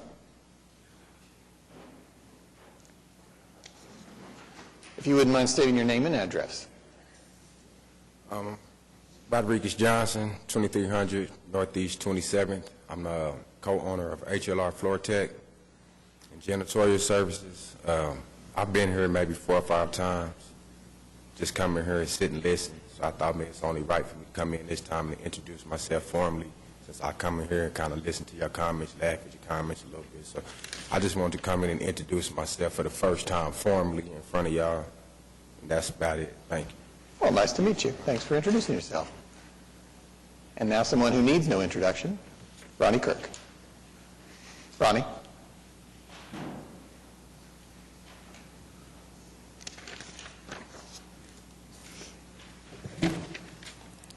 My name is Ronnie Kirk from Ward 7. My address is 2328 North Missouri. I've come to a lot of city council meetings, so I want to tell you a little about me. I've been a 501(c) for 18 years. I had Ronnie Kirk's Teaching Center for 18 years, so I teach kids lifetime skills. I've been the vice president of the Men Association Foundation of Oklahoma City. Oklahoma City, y'all have a sign for our organization at Douglas Park today. It's been there for 5 years. I'm the president of Ward 7 Justice Seekers. I have a group of small kids from 3 to 12 years old, Diamond Diva dancers, where we teach them modern dancing. Been doing that for 3 years. Last Sunday, I was invited to church on Northeast 30th and Kelly. I had lunch. Went to services where Ms. Thelma Parks, she spoke, and also spoke for Black History that day. Monday, they called me and asked me where I'd come to a special event. Well, I also had lunch with Ms. Thelma Parks. I told that was an honor to me to even be in the same space that she were. I'm so grateful for that. What I come to Oklahoma City Council today for, I also went to when they started talking about they were rezoning the schools, which is perfect. But I also think the schools that they're closing down, you know, they already have fallout shelters there. At several of the schools throughout the whole city, they already have fallout shelters there. We know the schools are going to close and they're integrating the kids to come to such places. But we like the shelters that's already in our communities to be open for the people that lives in those neighborhoods when the tornadoes come to the city. All the Channel 5, Channel 4, all the stations already telling us block to block where these tornadoes will hit. But most of the people nowadays, they don't have tornado shelters, but they say, go to your closet. Why should we go to a closet when you got us a shelter in our area, big as this room here, where we can go and give us protection? We just like the city to help us with our older people, since we already have the shelters in the area. We know the schools are going to close. They already said they're going to close. We ain't got no problem with that. But let the citizens of Oklahoma City use these shelters that you already have built for us. Long time ago, Gory James told me, he was sitting right up here. He said, Ron, you want the city to help you do something, you got to come to these council meetings. So I want y'all to help us, and y'all citizens, to use these shelters that you have for the schools are going to be closed. So let our people use these shelters when they give us warning. Thank you. Thank you. All right, thank you. Y'all have a good day. Thank you. That concludes citizens to be heard. We have two items, 9Q and 9R, that we previously voted to go into executive session regarding, and so we will go do that, and then we will return.